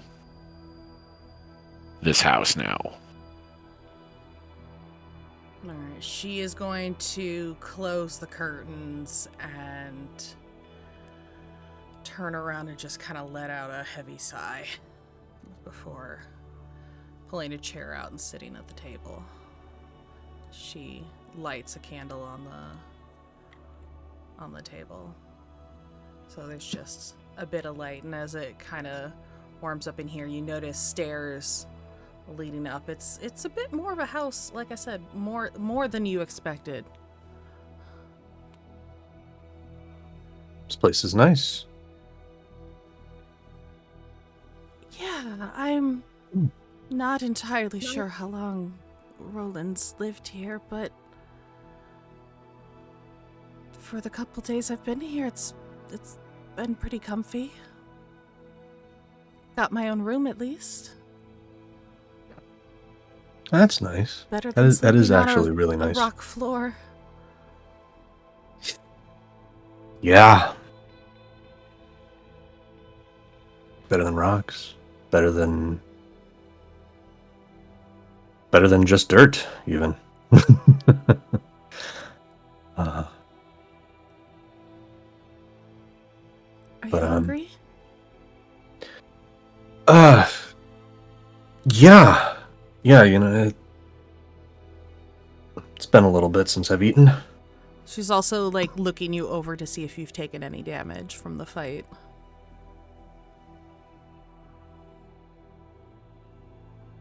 I'm kind of Did picturing there you? just like one scratch across the side of his face. Just kind of cups the side of your face with her hand, runs her thumb over the scratch. I made it through that fairly well. Better than... we've had our share of fights and scraps. Yeah. Sure, this one will heal up just fine. Just gotta wash it out. If you need to clean up, there's a water basin in the kitchen. And she walks past you and opens the door behind you. And as you enter, you see a surprisingly well-stocked kitchen with fresher food than you've seen in a while. Where or how Roland has managed to acquire so much fresh produce, you're not sure. Yeah, that's... And she starts chopping up some potatoes and puts on a kettle of water to boil.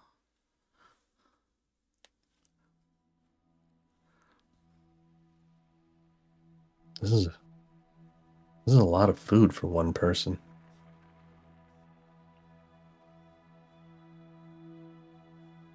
I have a feeling I'm not the first person he's let stay here.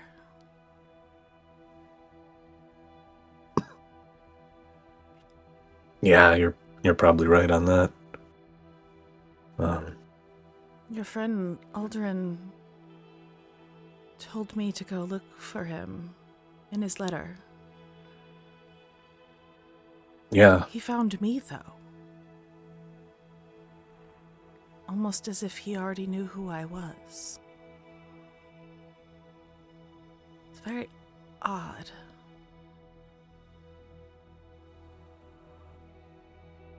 That is... yeah, really quite odd. And you watch as she's chopping up the potatoes, and at one point the knife kind of slips and she goes and sticks her thumb in her mouth. Yeah, that didn't sound good. Are you okay? Yeah, I just... It's bad? She pulls her finger out of her mouth, and she's got a pretty good... what would probably need a couple of stitches down the side of her thumb. Ooh. Pulls a handkerchief out of her pocket and kind of wraps her thumb up with it.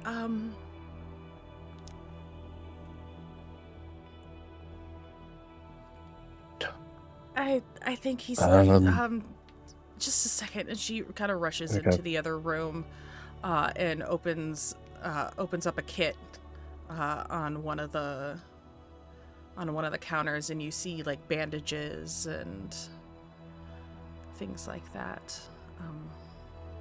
As she's doing so, because he asked a lot about you. He seemed... Really? Yeah. Very curious. Do you remember what he asked about? How we met? How old we were, at least before.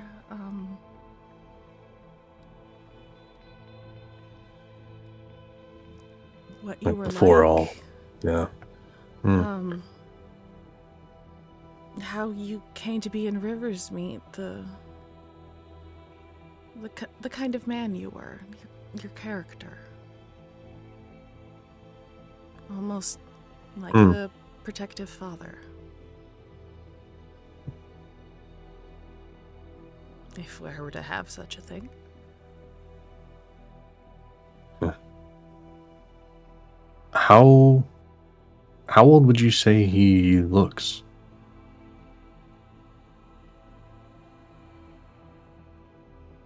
Kind of gestures to herself. Twice your age? Not even. Or, Maybe 10 years older than I am now. Huh.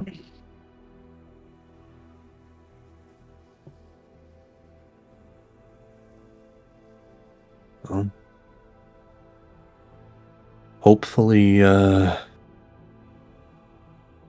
we will get a chance to meet, and maybe I can answer some of those questions myself. Put some of the curiosities and questions at rest.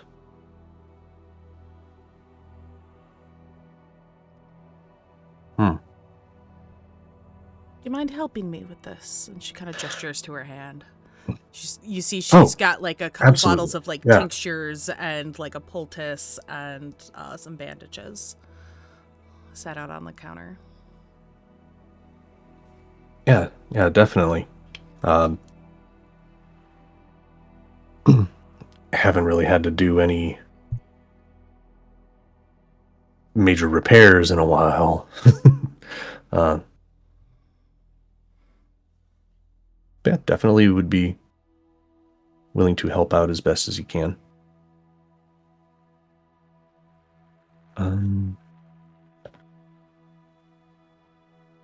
know what?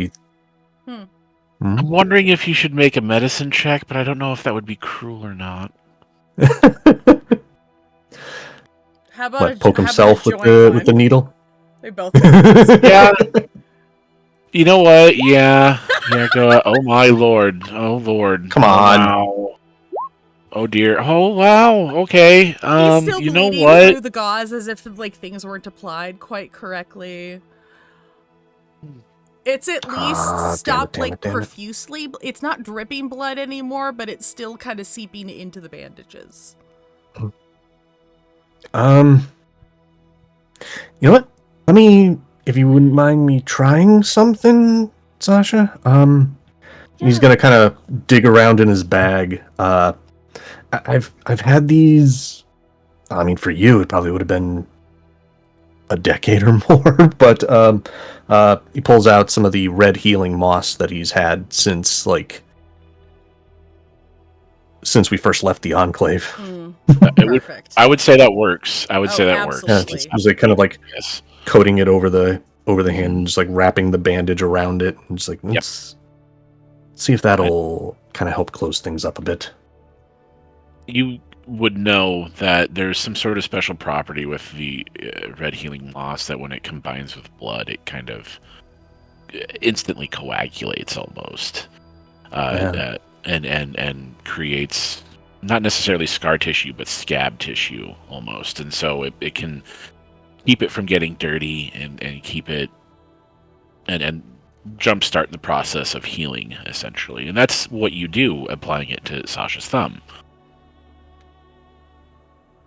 And it's as you finish wrapping it that a brick comes sailing through the window, crashing through the glass, and lands right here. Jeez. Sasha is immediately at floor level. She just immediately crouches down and pulls Dustin with her and away from the window towards the stairs. You do see wrapped around the brick is a note. Oh. All right, you stay close. You can also hear voices. Mm-hmm. You also hear voices? Okay. Yeah, outside. Can we, with her passive perception of 22, Can she tell how many, approximately? A bunch. There is a crowd. A mob, even. Dustin, we need to hide. We need to hide now. And then you Upstairs, hear you think? in the distance, ever so faintly, Mm-hmm. Sasha and Dustin, Mm-hmm. a crow cawing.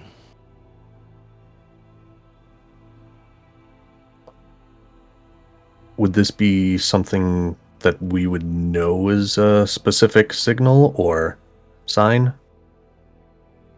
Sasha might. Sasha's head snaps up at the sound, and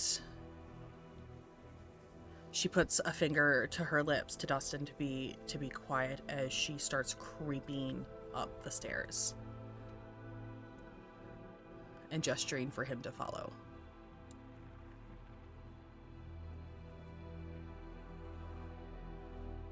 How far away is that brick from him? 10 feet. 10 Right feet? here.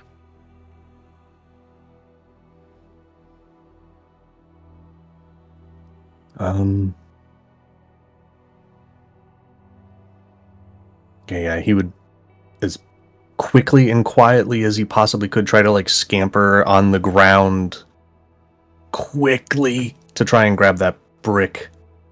Like, just take one swipe at it, and if he misses, just like, fuck it.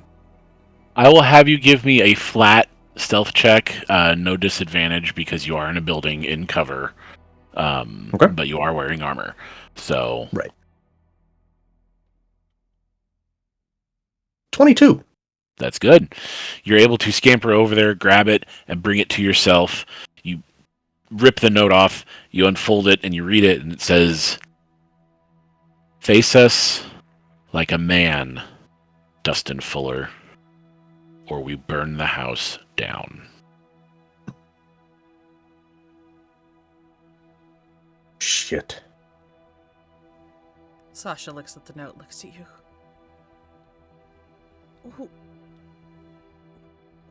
How do they even know We need to you're go. here?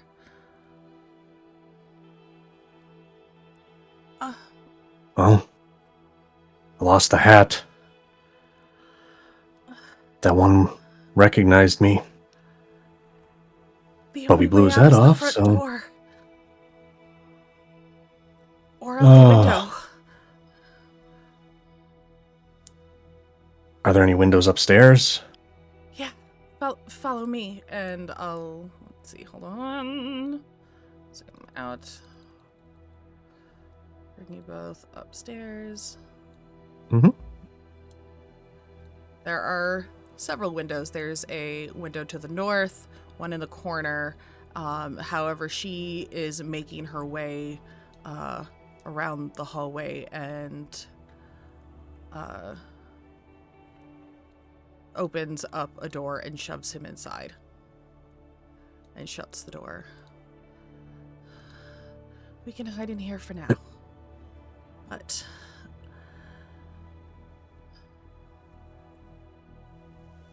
there's not a small crowd out there, Dustin. We don't know how many of them are vampires, and I'm bleeding. Yeah.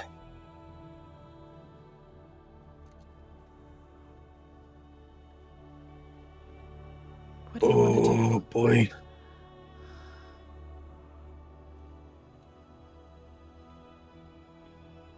Okay, you heard the crowd. Did the crowd sound like an angry mob, like wanting blood, or did it sound more just like a raucous crowd?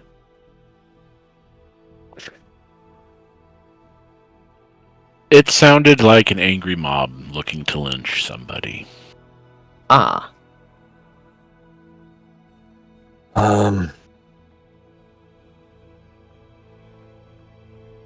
I don't really have any teleportation abilities. If you've got one, that would be a really nice thing to have. Damn. Shh. Uh, I can't even shit. Misty Step anymore. Yeah. What was your passive Oh. perception, Sasha? 22. You would hear tapping on the window just Chamber outside door? the room. Just outside the window. Or just outside your room, the window here. Is it a sound tap. I'm familiar with at this point?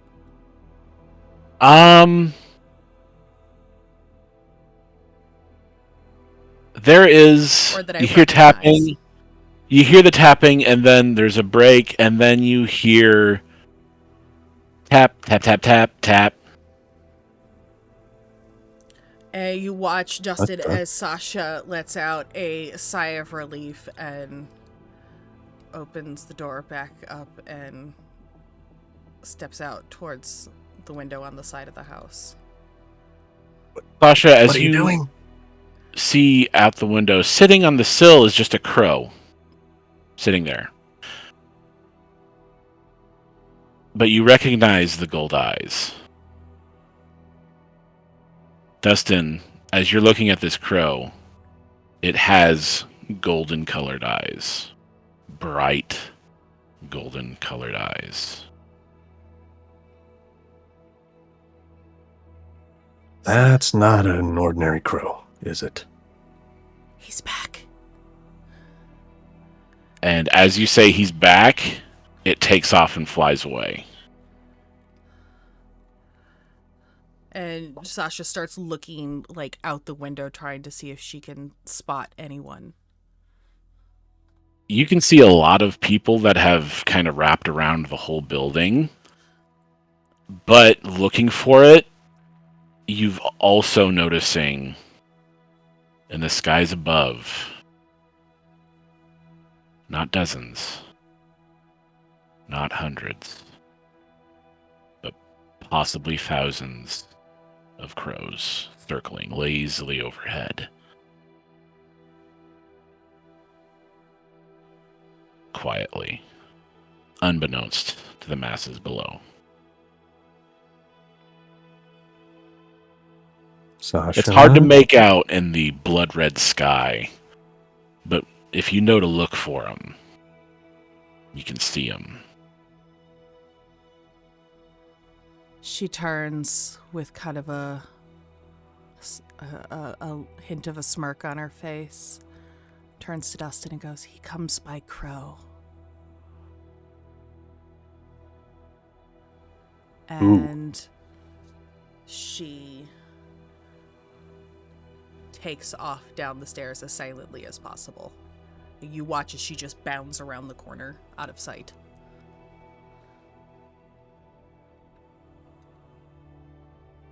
Dustin will kind of trepidatiously follow suit, just kind of like under his breath. Wait, what?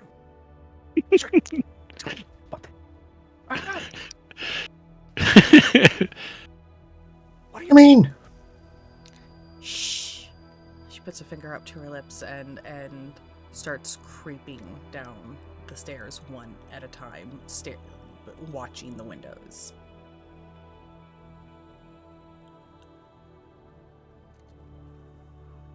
As you get back down the stairs to the main floor, you can hear through the broken window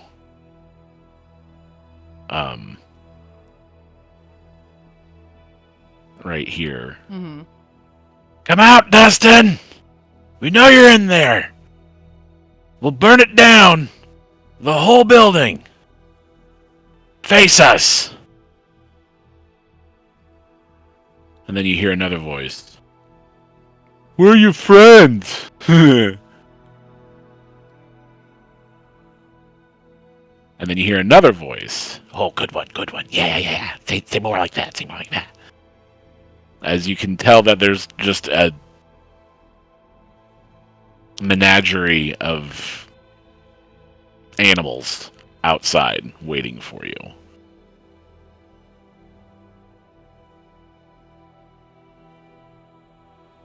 And then you hear a crow cawing again, closer.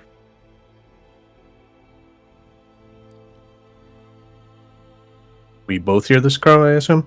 Yeah. Yes. This point? Yeah. Sasha's eyes are just like scanning anywhere, just like you just watch her following the sound. Hand on yours. It almost sounds like it's calling you outside.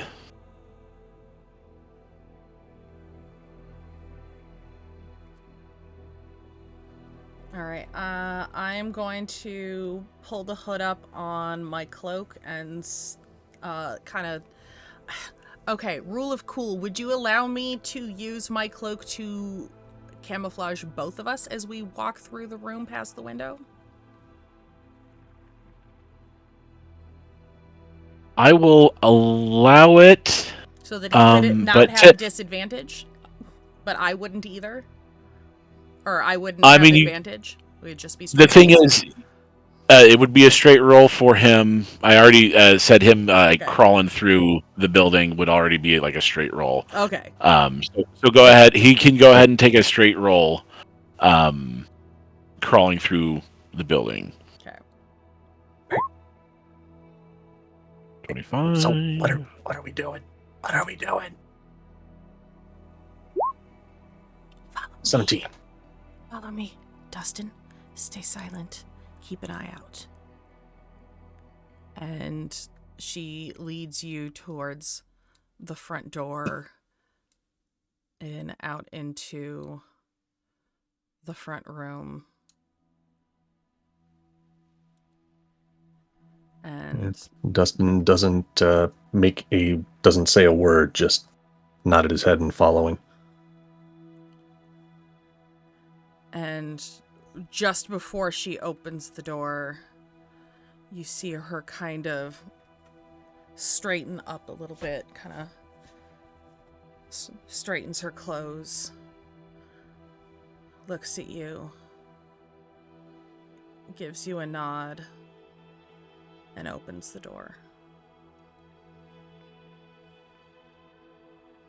And steps outside. We go back to the other. Yep, we're going.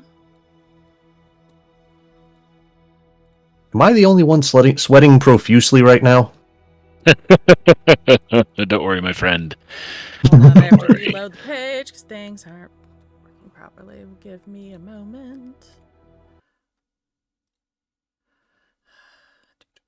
In the words of Jim Carrey in Batman Forever, does anyone else feel like a fried egg? I haven't seen that in a while. All right. So we'll say that the crowd is here. Yeah.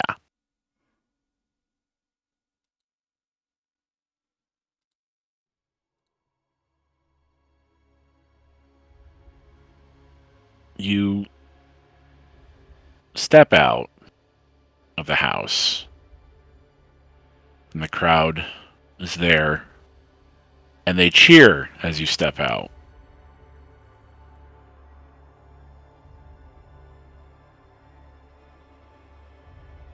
And you see a couple from the fight before,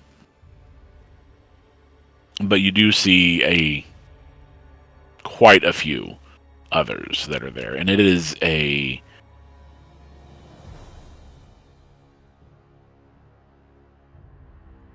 just a cacophony of different types. You have the rich and the flamboyant, you have the dirty and the disgusting, you have what would count as middle class in between.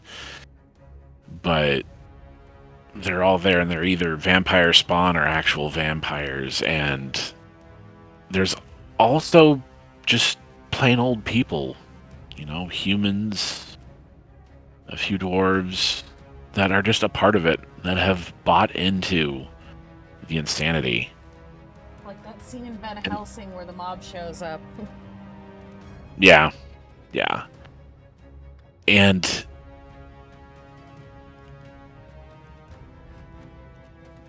they are entirely focused on you. And you see torches, you see pitchforks, you see axes, you see all kinds of utensils that are just grabbed ad hoc. And a lady steps forward, a woman vampire. He goes, "So it is you. Wow, you guys weren't kidding." And she turns to the others, and they're like nodding profusely, like, "Yeah, fucking him, dude. Like, yeah." And she turns back. She goes, my. We have been looking for you forever, Mr. Fuller. It is so nice to see you. And she looks to Sasha. Woman? She queries. Is this your home? Be a shame if it burned down.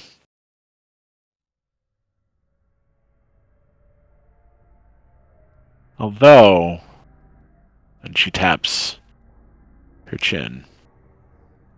You, points to Sasha again, do remind me of another bulletin I saw about a getaway.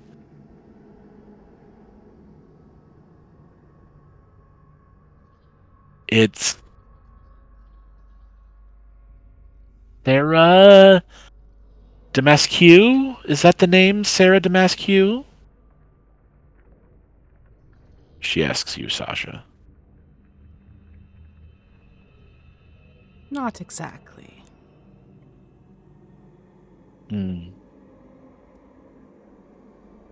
But you were last seen quite a ways away from here, with the Enclave in the Grand Savannah. How'd you get here so quickly? Sasha just squeezes Dustin's hand really hard at the mention of the Enclave. A subject. Sorry. Well, that's all well and good, but if you know what's good for you, the both of you will come with us and surrender. You may yet live as the Sanguine Sovereign's playthings. She says as she titters to herself.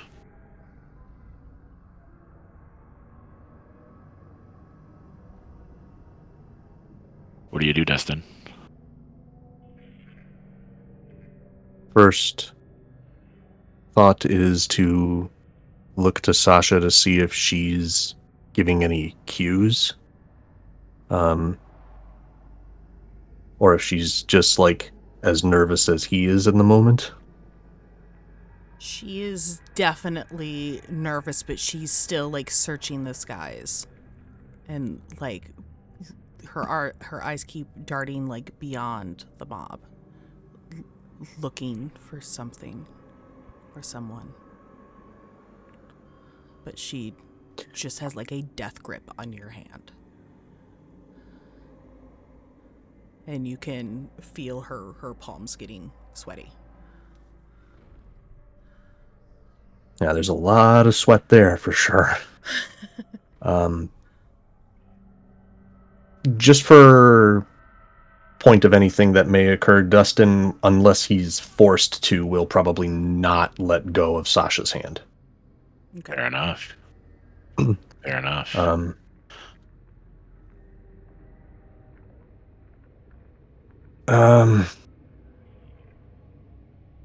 Well, I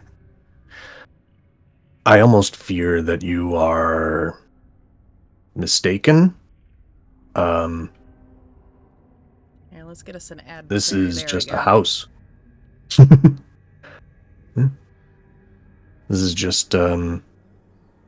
This is just somebody's house.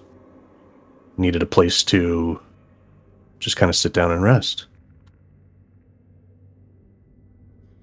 But Oh, it gets even better. This isn't your house. You're breaking and entering.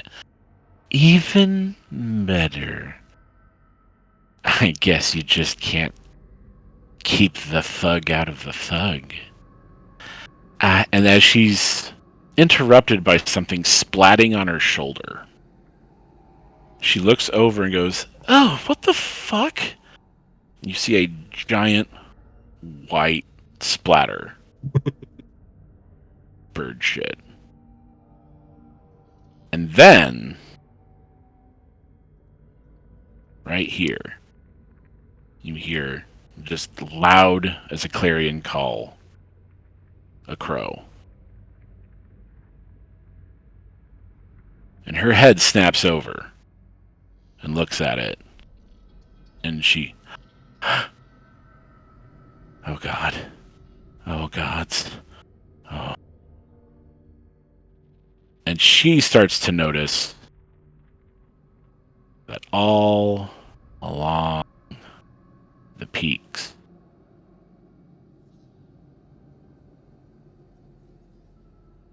and the gutters,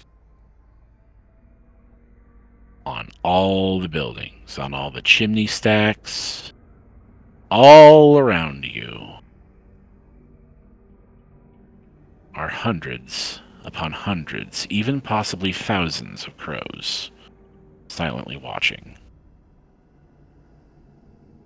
And then the rest of the crowd notices it. And they kind of get quiet.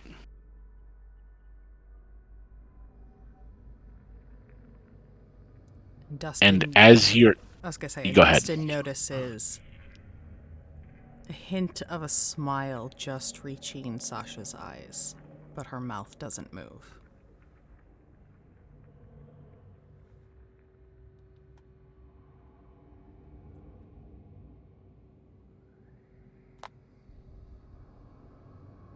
oh boy.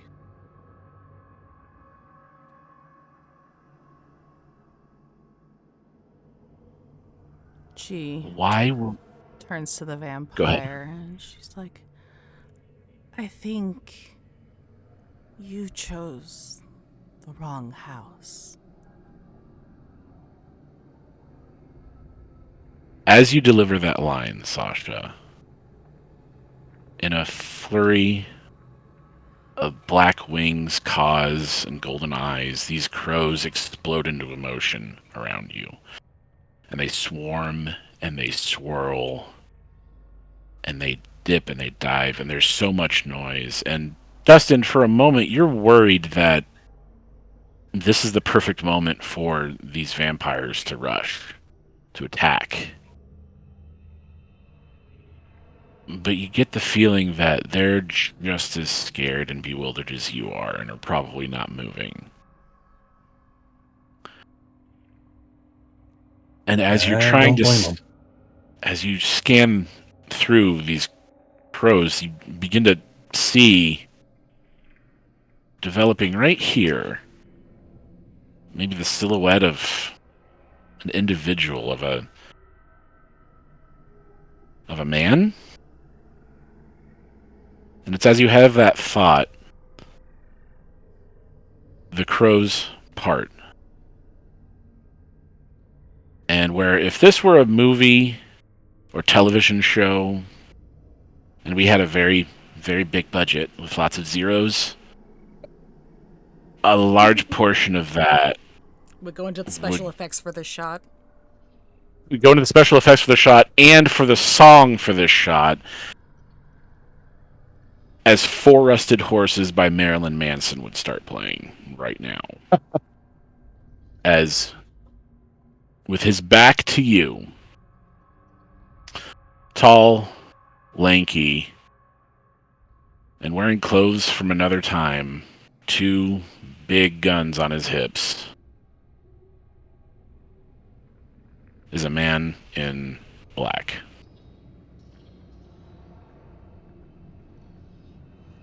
And he apparates in front of you. Go ahead. I was going to say, in a coat not dissimilar from Sasha's.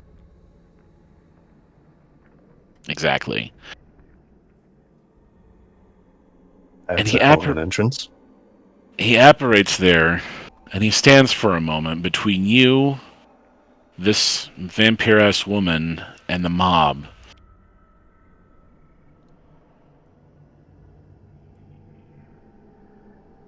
Looks over his shoulder to Sasha. Sasha?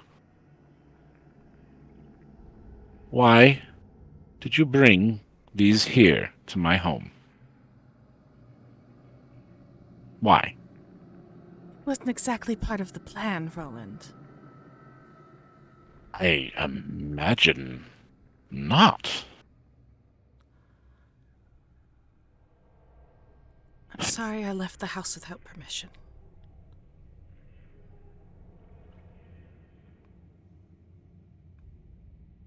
And she kind of gestures to Dustin. Hi, I'm Dustin.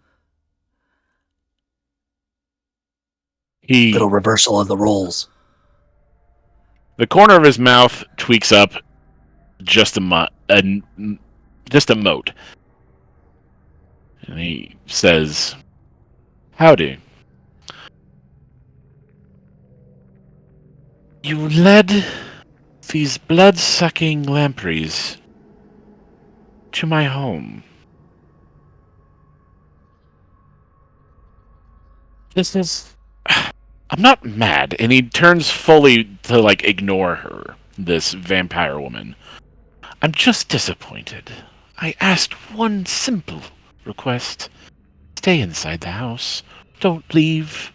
You'll blow the cover. Now I have to find a new safe house." And he gestures to the house, and he kind of looks at it. He's like, "And the entire time I'm looking for a new safe house, I have to worry about this getting burnt down or looted." Sasha's You're going to kind help. of dumbfounded, jaw agape, meaning to respond, but just kind of.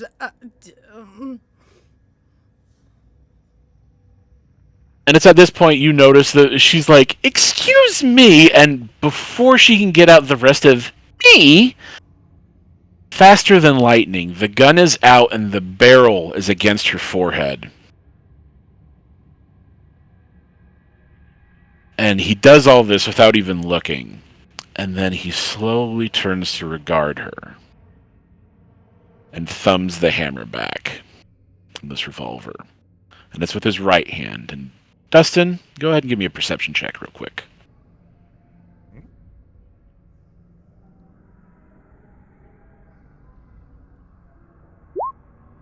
Bounced off of the 20. It's 13.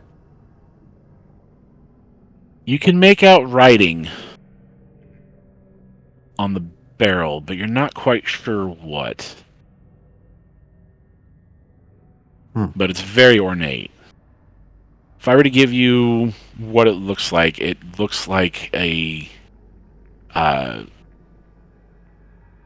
Navy, like an 1864 Navy revolver, the break action one, I believe. Ooh, that's a nice one. Yeah, very, very elegant and very pretty, and it's old but very well maintained, you can tell. And as he regards her, he says, "I will get to you in a moment. Do not interrupt me." And then still, gun to her forehead, turns back to you, Dustin, and goes, "This isn't quite how I wanted to meet, but... Heil, gunslinger." We are well met. He looks you up and down. She's told me quite a bit about you. Do I need pretty the accurate. hype? He smiles and goes, she was pretty accurate. She knows me well. Gives you a bit of a smirk. He get...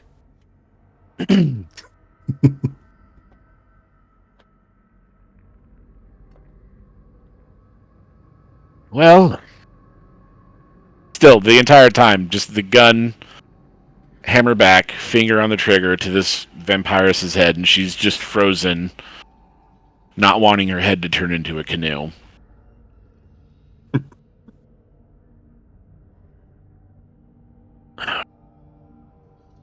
You're going to help me move, Sasha. And Dustin. Both of you. Mm-hmm. The first things first. Then he looks down at your gun. How good are you with that?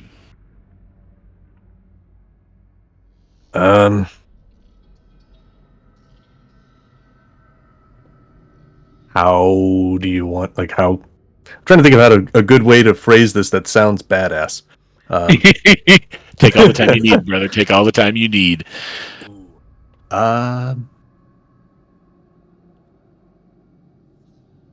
I could think of a couple of different ways to find out. Dealer's choice. The smile that you see is quite genuine, and it's the first one you've really seen, Sasha. She looks One a little moment, taken I aback. have a cat that just jumped up into my lap. Uno momento. Hi, Shadow. Mm-hmm. You're ruining the flow, babe. I love you too. Oh. Back to the other shadowy figure. No.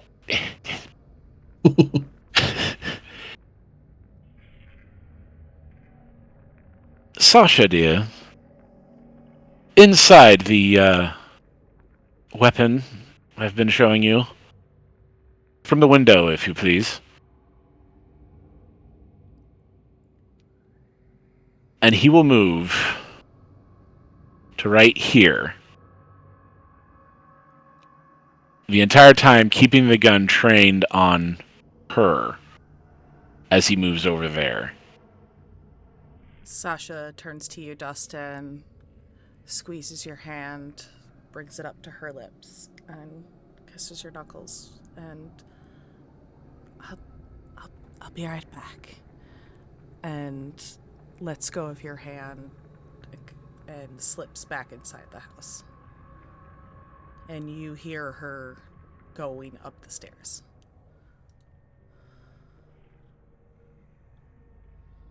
As you pass through the door and into the window, he goes, remember, shoot from the window. You don't need to be out here with the rest of us, grunts. Yes, Roland.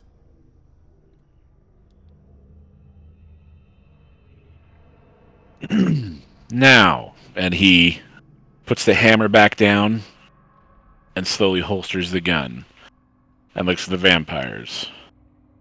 Last chance. We can all die here. Walk away. Pretend like we don't know that I live here.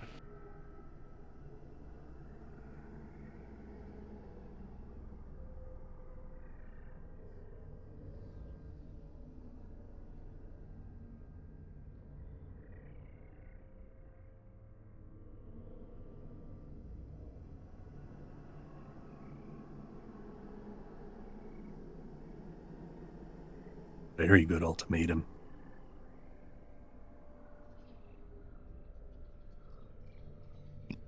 Meanwhile, the vampires are all like, "Meh." She backs up and says, well, if that's the way you want it. And you notice quite a few torches among the group. As she filters back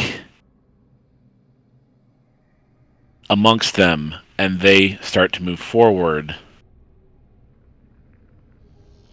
Do we need to take a break, or do we want to keep going? I'm good to keep going. Good to keep going? All right. Dan? Dan? I'm good.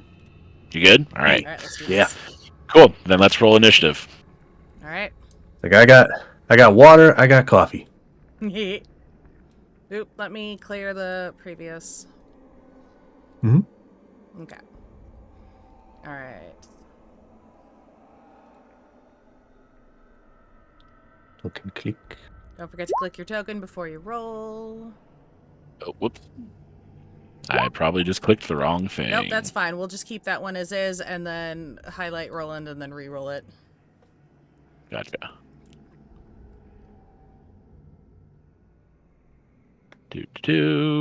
All right.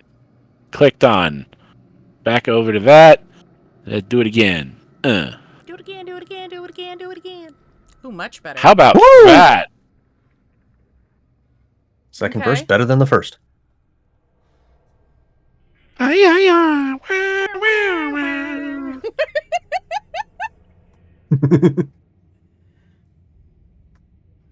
right. I wish So I could pick up the whistles better. Do the we're not whole- gonna to let you know, we're not gonna have a big old group and a bunch of different like people to shoot through, but we're going to basically have like a mass of bodies that you're going to shoot through. There is a swarm. Imagine a swarm. Imagine a swarm. All There's right. going to be a threshold where they'll dissipate and break and leave that we're going to be fighting against. They will make attacks against you every round if they try. Yeah. And they will go on her initiative. So, but on Roland's initiative, starting things off, oh boy. He will stand there, cool as a cucumber, and then draw. And as he draws, we go into bullet time. And as they're about halfway up, you hear the click of both hammers. And now that you're closer to him, and you've got a better angle, you can see on the barrel as they both come up, each one has a name. And his left is Excelsior, and on his right is Excalibur. And he fires.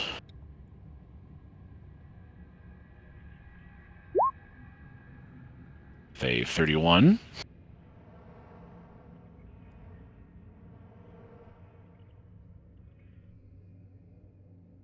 And gets 15 damage on the 1.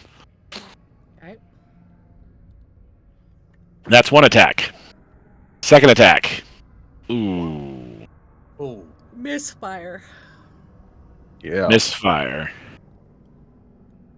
Excelsior, you hear a click. He just hammers flicks the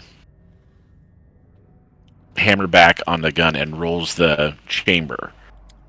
It just sparks, fizzles out, doesn't go off. And then he fires a third round. Out of 24. Again, this one's from Excalibur, and he hits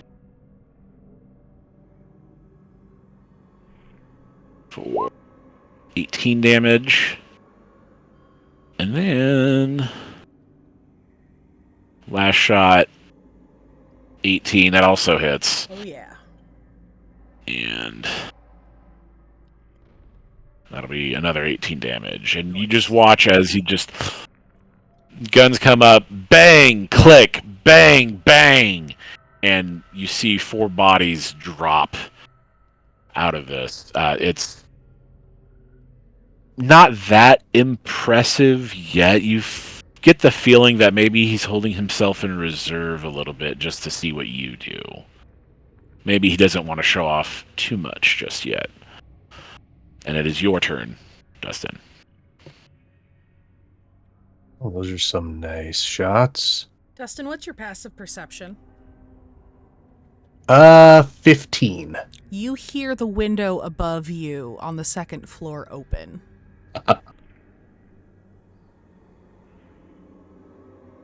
And you look up briefly to see Sasha peek out, look down, and then go back inside. Oh, this is gonna be fun.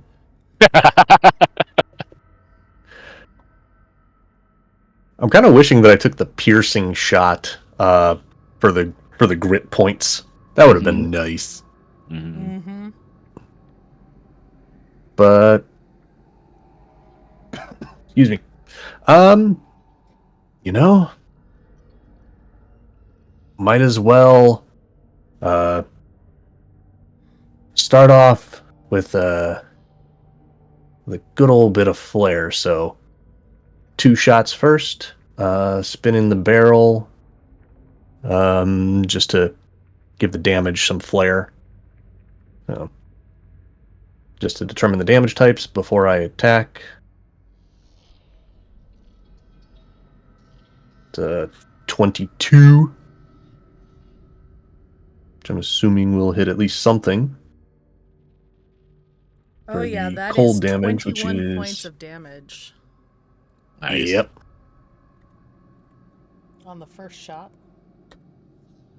Then it keeps spinning. So 4th damage type if this hits. That 16 hits. to hit. That hits, yep. Right, so 4th damage type is acid, so 22. that's 22. And what are you doing? Any type of trick shot with this? No, all my trick shots are like disarming or I forget what the other type is, but there wasn't really anything other than it's like disarm, do extra damage, and that's about it. Okay. Yeah. Yeah, forceful shot, which I can push people away, but that's about it. Better for like small scale combat. But what I can do is burn an action surge for 2 more shots. Ooh. Yes, you can. If you wish to do so, sir. Yeah. Keep up the pace. 19 to hit. Damage type is the 5th one. 5. So that would be 18 plus 5 psychic. That's so 23. 23 points. Nice. And the last shot for Dustin. 15 to hit. That will hit. Damage type number 5 again, so the psychic damage. 18 plus 7, 25. That's a lot of 18s. You are wrecking shop, my friend. As you're firing into this crowd, you're watching people, like, the psychic damage, you're hitting them in the chest, but for some odd reason, their, like, blood squirts out their ears as they die. And, like, and comes out of their nose, and they're just like, "Ugh!" And they just kind of topple over. And, but the crowd still keeps coming. And at the end of your turn, the crowd will come and make an attack against both Roland and Dustin.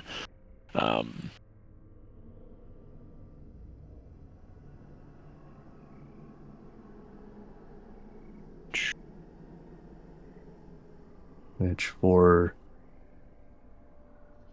Do I have the ability to add a dice roll? Where is... Nope, that's paint. That's chat. I'm in chat. Can I add... No, type of roll. Normal roll. Yup. Ooh. Yup. Nope, none of that is gonna do it for me. Okay. Why can't... Oh, right here. Ha ha ha ha. I will Found roll... it, huh? Yep. Papa. Does that hit... Does that plus something hit, Dustin? What is the, What's your AC? Where's the... AC is 18, so if there's a +3 modifier, that'll hit. I think yeah, that would hit. Yeah. So, and I believe their unarmed is D6? Or is it D8? D6. D6? And I believe it was a +4? Yep. Okay. Ooh, Sounds so good. 10 more damage. 10 points. Yep. All right. And then this one is going to be Ow. against Roland. And that was... What is your... Okay. That... Would that hit Roland? He has an AC of 19. Means at least 12 plus... 7. Yeah, it's a 19 to hit. Yeah. So it does hit him. +4, so he only takes 5 damage. So for the purposes of remembering this stuff, they have +7 to hit? Yes. For the generic ones? Okay. Yep, for the mob, it's +7 to hit and +4 to damage. For Gotcha. and it's D6s. Yeah. Let me Just for the minimize. purposes of like we're trying to remember stuff later. Yep. That is their turn, and we go to Sasha. All right. Is she in assembly? Is she still in assembly mode on this round? Go ahead and roll a D4, and that's how much longer it's going to take for you to get that sucker going. Oh, great. Fuck. Okay. All right. I mean, she's new at this. Yep.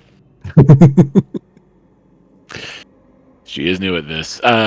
What do you say anything up there while you're putting this thing together? Are you like going? Dustin, you hear a lot of swearing. A lot of swearing. This is normally the kind of swearing you would have heard her make when picking locks. So she's doing something intricate.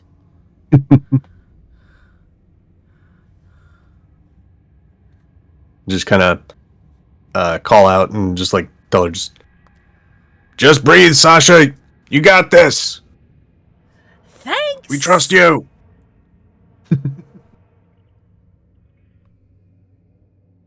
All right, Roland's turn.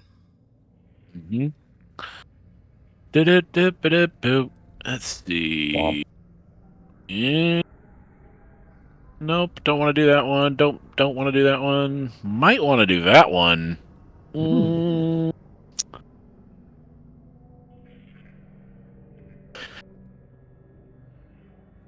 right.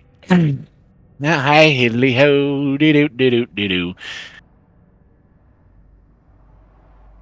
He's gonna make another firearm attack and burn a trick shot to get Deadeye. All right. So you'll get advantage on this attack.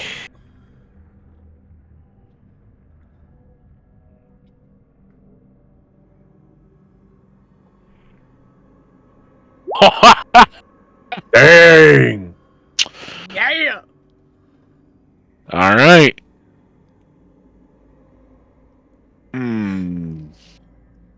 Damn, that's a waste. That's a damn waste. Because I wanted to...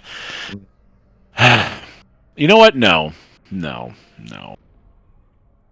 We'll still do it. Okay. Rule of cool this. We're going to rule of cool this. So, hopefully any sticklers in the audience can, suck it for being like, oh, he's fudging the rolls. I am absolutely going to fudge this roll and say that he's also using piercing shot. Okay. because you and I had talked about this being a thing. Mm-hmm. So, yep. What does piercing shot do here? You make a firearm attack against a creature, you can spend 1 grit point. So I'll just go ahead and burn a second one too. Okay. Just to make it fair. He can burn multiple in a shot. To attempt to fire through multiple opponents. The initial attack gains +1 to the firearm's misfire score. Don't need it. On a hit, the creature takes damage, and you make an attack roll with a disadvantage against every creature in a line directly behind the target within your first range increment. Only the initial attack can misfire. I'm gonna go ahead and say, just because Roland is, the gunslinger, that the disadvantage is going to be nixed due to the fact that I called Deadeye Shot beforehand. So, it's just going to be a flat roll, and I'm going to say we'll roll... How many people would be in a line behind this? It'll just keep going until I'll roll a doesn't... I'll roll a D8. 1. You roll a D8. There's one person behind. Cool. Let's see if it even hits him. It absolutely does hit that poor bastard. So what's going to happen is you're going to see... No, go that way. Can I... Why can't... Yes, roll as crit damage. Absolutely. You're going to see this happen first. Kapow. 24. Hit this guy. And then on the second guy, it's only going to be this. But then a strange thing happens. You see, again, bullet time. The gun goes off. And you see light.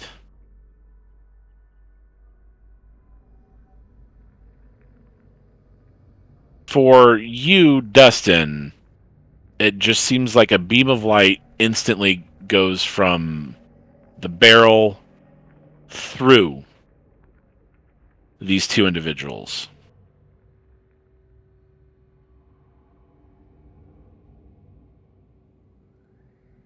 And as it goes through, they're punched off their legs, in mid-air you watch as from where the bullet hole blossomed, again in bullet time, first you see blood, but then it quickly, almost like in Star Trek, whenever somebody would get shot with a phaser and they would disintegrate, it looks like that. This bright light just emanates from the core of them and turns them to ash, to dust, both of them. That was his first shot.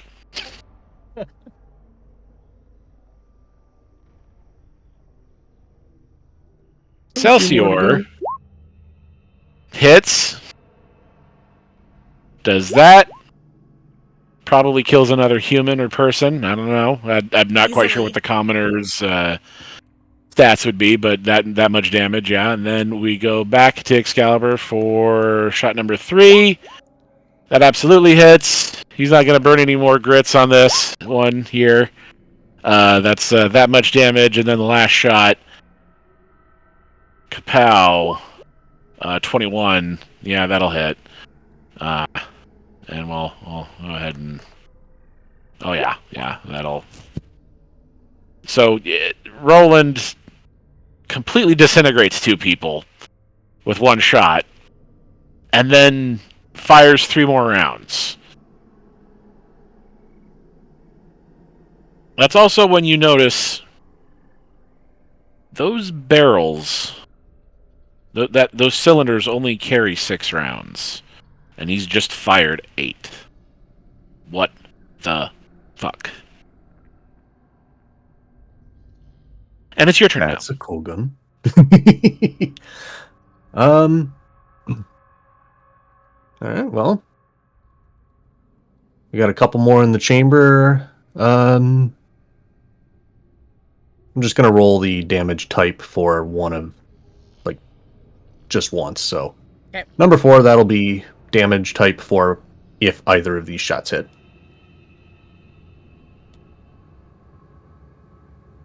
12. Miss. Okay. Don't know if that one will hit. That's it. All right. Damn. Even though you're firing into a crowd, it somehow... Oh, you made up for it. You made up for it. You're just getting your eye in. Yep. I just needed to focus a little bit more. Okay. Does it have piercing on here twice, or is it just in there once? Where are you at here? Yeah. So 19 plus There's the crit. acid. 19. So another 15. 19 plus 15 is 34? 34. 30, Yeah, 34. 34. Yeah. Yeah. Right? Yeah. 34? Yep. You nuke somebody. Wait, 15 plus 19? Yeah, 34. Yeah, Yeah. you obliterated some 10 plus 10 plus 14. Yeah. E. Alright. Bonus action reload. Cool. And just like as he's loading the bullets, and he's like, "How have you not run out yet?" All right, the Right. Vampire's Kind of like- turn. Hiya! This one will be against. Last time we did Dustin first. I think we'll do Roland first this time. Alright. So against Roland. That'll hit. 18 to hit. That's an 18. That will not hit Roland. Oh, that's right. You're right. Yep. Okay. AC's 19. AC's 19. Shazam. And then this next one will be against Dustin. Wow. Oh, Shazam. Wow, they don't like you. 16 plus 7. Alright, Yeah. Yep. That'll hit. D6 plus 4. Yeah. Max damage. That's twice, man. I've been hit twice for max damage. This sucks. What did I do to you folks? It's at that moment you notice, Dustin, the person who hit you is her. She somehow snuck up and hit you for max damage.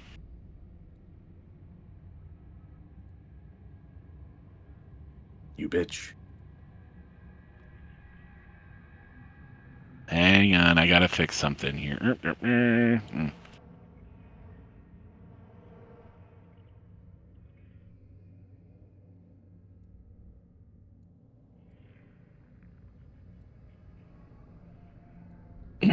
All right. This time you watch Dustin. You hear a creak, and you look up, and you see Sasha sitting on the windowsill and leans out with a significantly bigger gun, longer barreled, something affixed to the top of it, and you watch as she peeks through the top and goes, "Get away from him, you bitch!" and fires. That advantage, because you have not moved. Yes. Steadying aim gives me advantage. Light him up. 21. That'll hit. Oof. 24 points of damage for the first hit. Ow. And then the next one. Attack for having advantage. Damn. 19. And another 13. Yeah.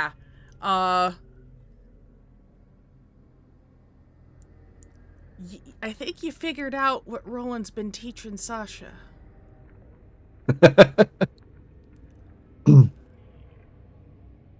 Let's see. That's quite a bit of damage there. Is that enough to kill a vampire? In this case, yeah. Yeah. You, watch as just quick succession, and then faster than ever, opens the bolt, racks it, a brass cartridge flies out, and she quickly closes the bolt.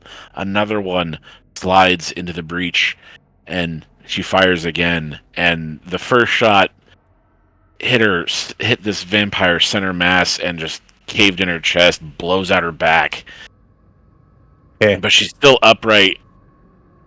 And as she's leaning back, the last shot right between the eyes and blows out the back of her skull, and she drops dead on the ground. At that, the mob and the other vampires have seen the carnage that the three of you have unleashed. And think better of it. And flee. And as they're running away,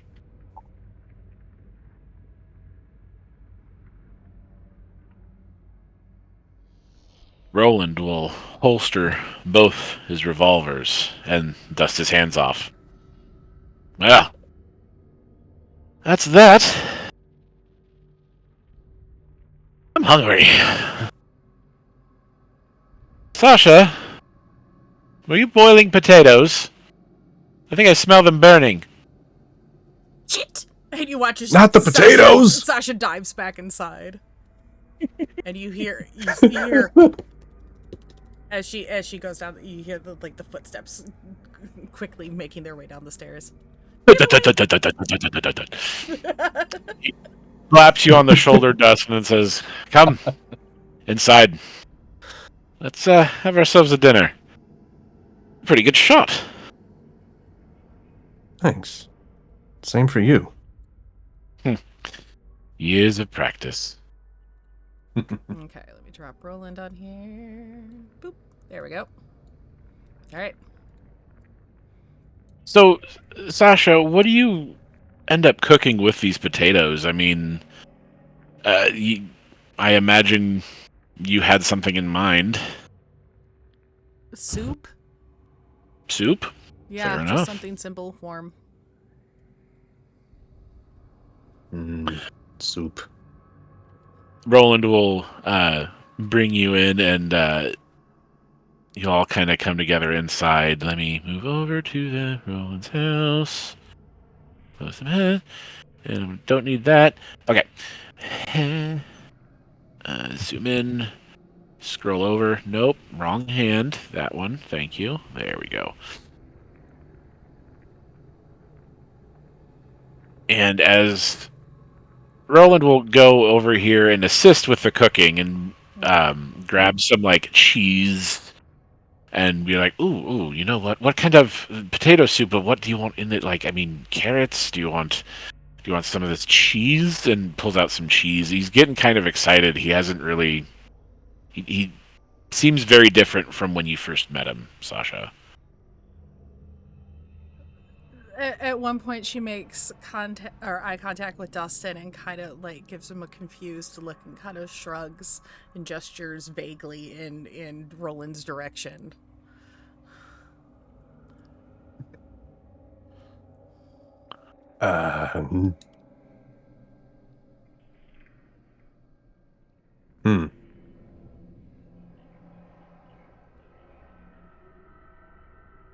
Just kind of shrugs a little. It's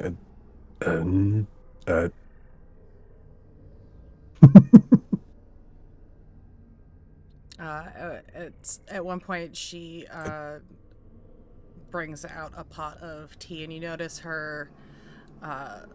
She's got a platter with or a tray with a teapot and a couple of cups, and you can hear it rattling ever so slightly as her hands are shaking. As she sets it down on in the center of the table.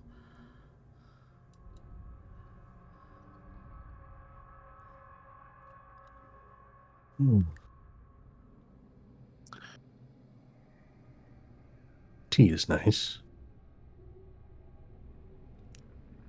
I can't remember the last time I had coffee.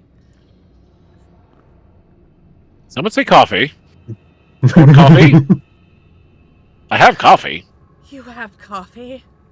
I have coffee. I could get you some. One moment. Yes, And he's. please. And she just slumps into the chair next to Dustin.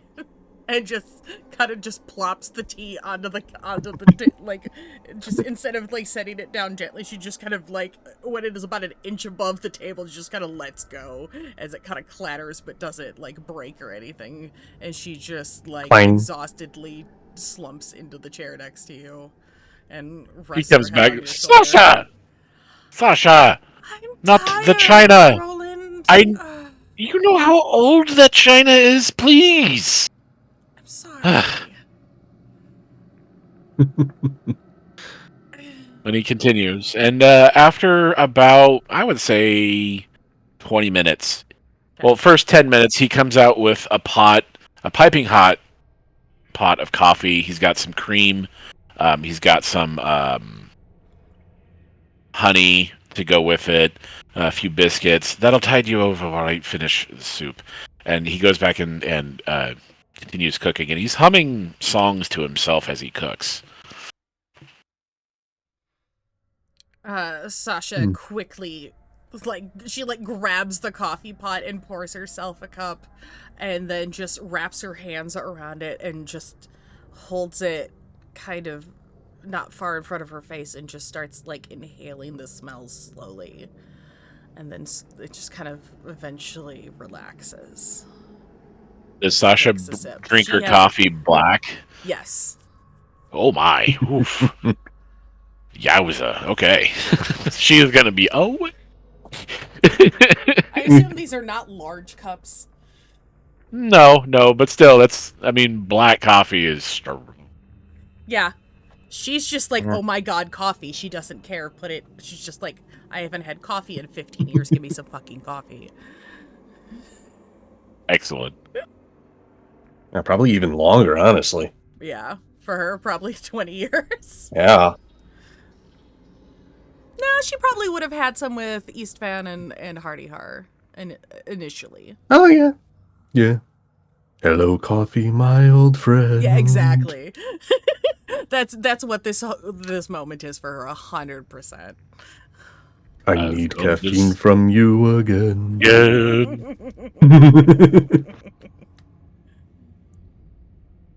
With the kettle slowly boiling. And the grounds are in there steeping. I love our family of friends. It's so wonderful. Anyway. We are such nerds. We're such nerds that they break out into song at the drop of a hat. What? Nerds? Where? Anyway. Present.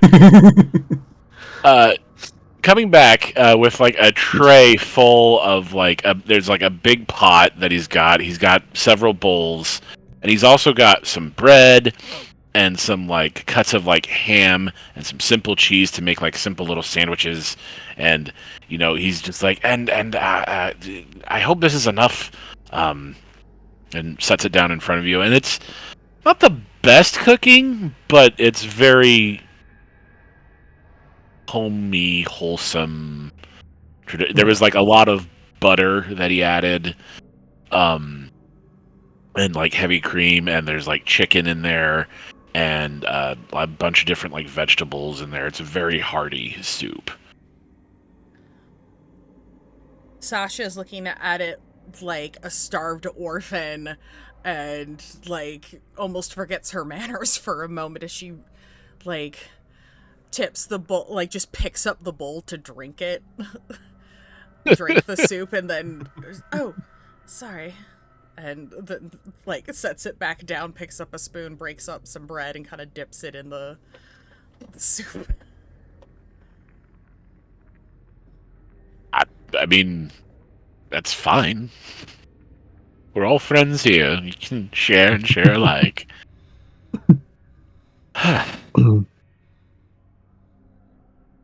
Phil. Go ahead. I was going to say permission to forego the civilized, in air quotes, formalities of eating. I think that's what we were basically given. Right. It's like pretty much what Sasha did is just what like Dustin wants to do, and he's just like, please, can I? You may. I just need to. And they both just pick up their bowls and start drinking it. Wow, hot, oh, but good, hot, good, hot. Slowly, Dustin, slowly. Sip. Don't chug. The Right. entire time, Roland has a smile creased across his face. He's just watching you two with a big grin. I am kind of picturing, like, not so much like starving orphans, but like two children, like sitting at a table with like a bunch of other orphans, just kind of like, yeah, all enjoying a nice big bowl hot of soup. meal. Yeah, big bowl of soup, yeah. Yeah. Like the one nice pleasure of the day. Yeah. You definitely remember. You definitely remember what the soup was like at St. Helena's, and this is way better. This has flavor. That's spices. And it's Do not. I detect It's not half salt.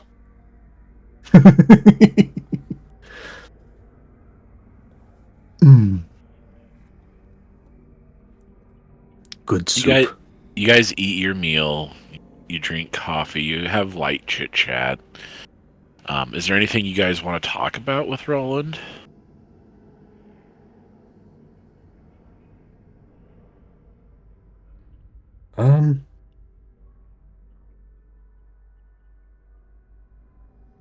Honestly, mildly tempted to just open the floodgates right off of the bat. Do it.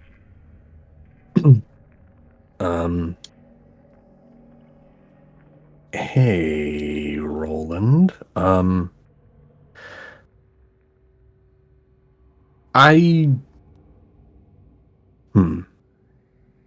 do I phrase this politely?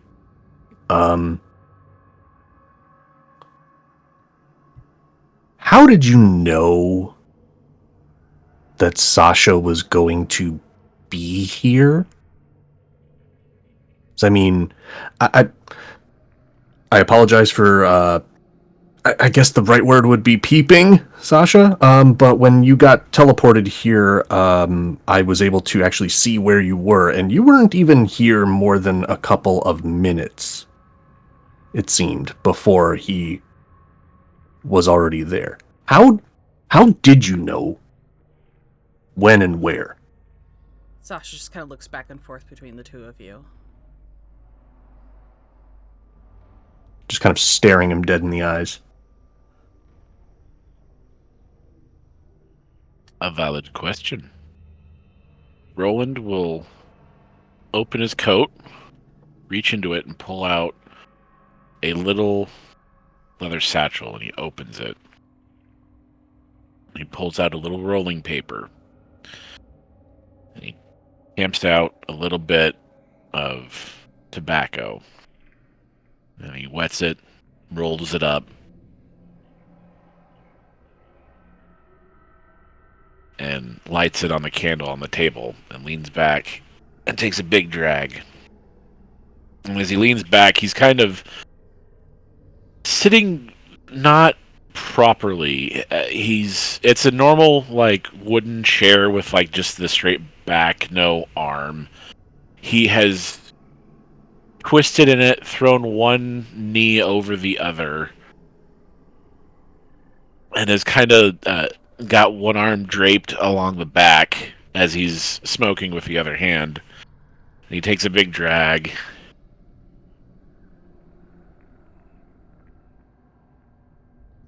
And blows out. He goes, "Well, I can't really say a little birdie told me."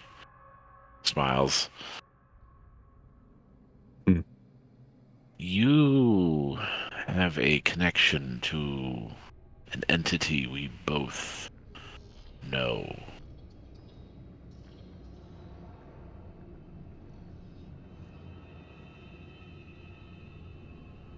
I'd have to ask you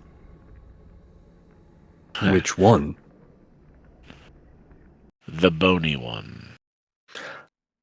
Ah, yes. Dustin just kind of like reaches into his bag, pulls out the skull, and just kind of boom, drops it on, not drops it, but like sets it down on the table. That one. Dustin, you watch Him. as Sasha kind of gives a little shudder upon seeing it.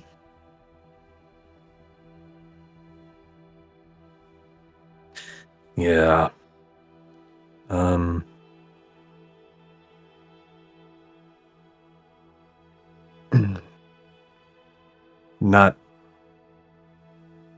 Not so sure I would call him a friend, but he has been rather helpful.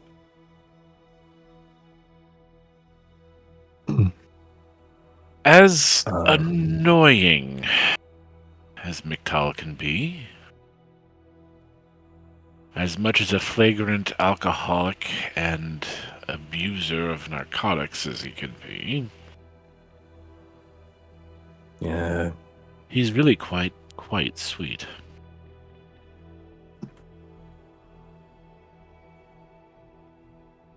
Yeah. As someone who worked as something of a grim reaper for him for quite some time, he does not relish his position. It's a duty.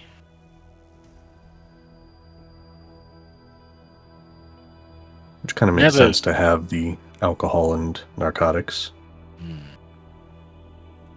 Never once has he been malicious. Unless it's undead. Then he wants it destroyed.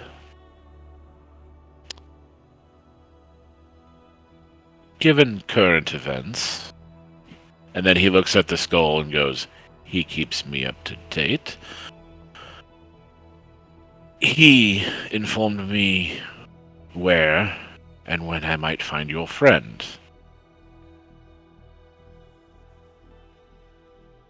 The gods are not all seeing, but they have their schemes. Usually for the benefit of existence, although there have been a few that... I'm getting off topic. And he kind of stubs out the cigarette. I could go on forever. Point being, that's how I knew.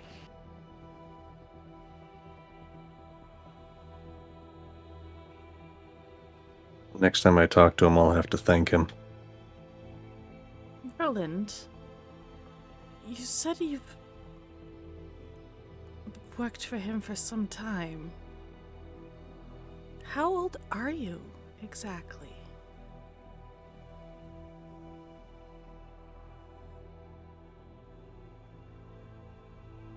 What year is it? 3248, I think. Oh, good heavens.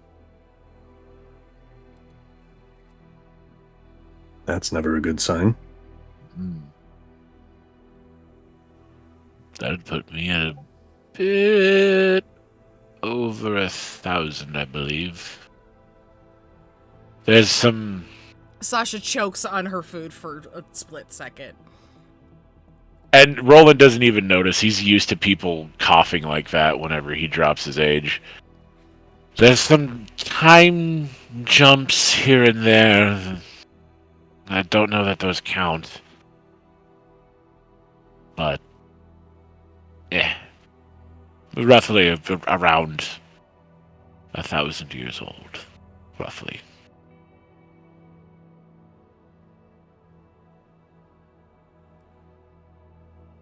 I'll just say you look good for 1,000.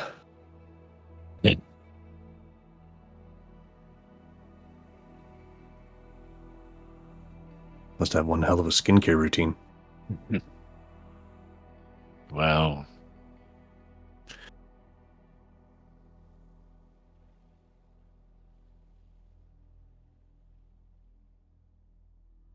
I was made an offer, and I couldn't refuse. Not if I wanted vengeance.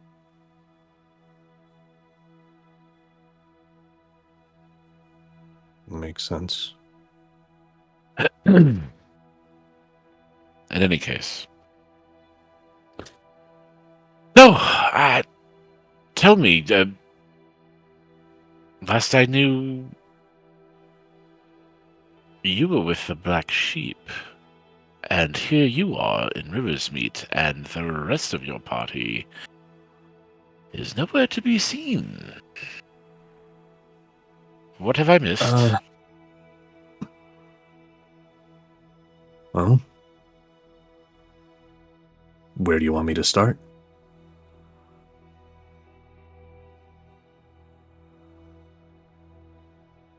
Give me the last, and at this point we will go into a montage, because I don't want to have to go through everything over again. But we'll go through a montage where you bring him up to speed. On everything. Everything. Yeah. It takes quite a few hours. It goes on into the night. There's a second pot of coffee that's made. He does break out some like cheese and stuff like that, and just stuff to cheese and crackers, stuff to snack on, along with your coffee. And as the day drags on into the evening, you are sitting there across from each other, and despite yourself, you've been enjoying the talk. He's had insightful comments about situations that you might not have considered. You can tell that the 1,000 years, he's lived every bit of it. He's got some wisdom to share. And as you wrap up your talk, he goes, "So, what's your next steps? What do you think you all will do? What's your plan from here on out? I mean, you're here now. What next?" Well, Dustin, you said something about going to find Bodric, right? Yeah. And last I saw him a while ago was in Sorrow's Bend, but Roland, would your crows know? Would they have seen him? Describe him to me. Halfling, dark hair, scruffy.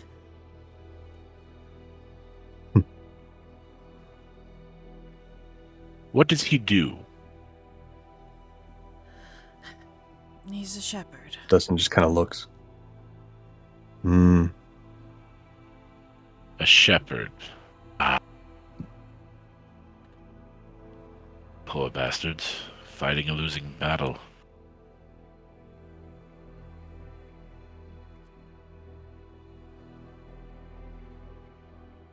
The shepherds are stuck. I understand, coming from your point of view, Dustin, that they're the bad guys. I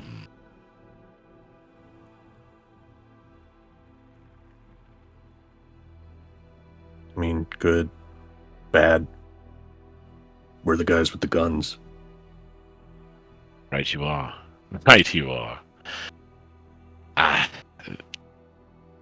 Their position is not an easy one, and if your friend is one of them, then he's probably in up a bit over his head. You said where we Sorrow's Bend? His eyes get a little wide. That was the last place I saw him. His eyes get a little wide. It does not bode well for him. Last I heard, Sorrow's Bend was inhabited by less than Vampires? stellar. Oh, worse. Sasha's eyes, her brow kind of crinkles. There's an informant there who trades in blood. Any kind of information you want. Any kind of information you need. I think my About manager anything. paid him a visit. Quite so. And they've paid for it, haven't they? And she nods her head. Do not deal with Iago. He is not just a vampire. Roland leans forward. He is possessed. That is how he gets his information.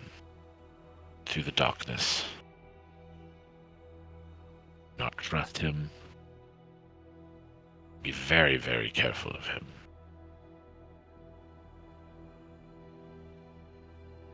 He is a snake. But if your friend Bodric is there,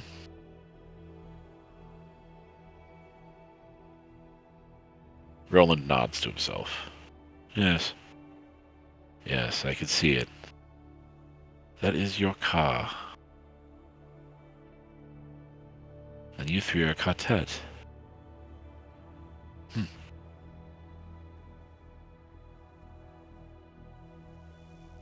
I have a proposition for you, Dustin. I'm listening. Since you're already here, in addition to helping you get Bodric out of whatever predicament he happens to be in currently, give me 6 weeks of your time. You, Sasha, and your friend Bodric. Let me train you. All 3 of you. I'll make you the best damn marshals the Efferians have ever seen. Hell, I may even teach you the Eye of Death. And it's there we will end our session.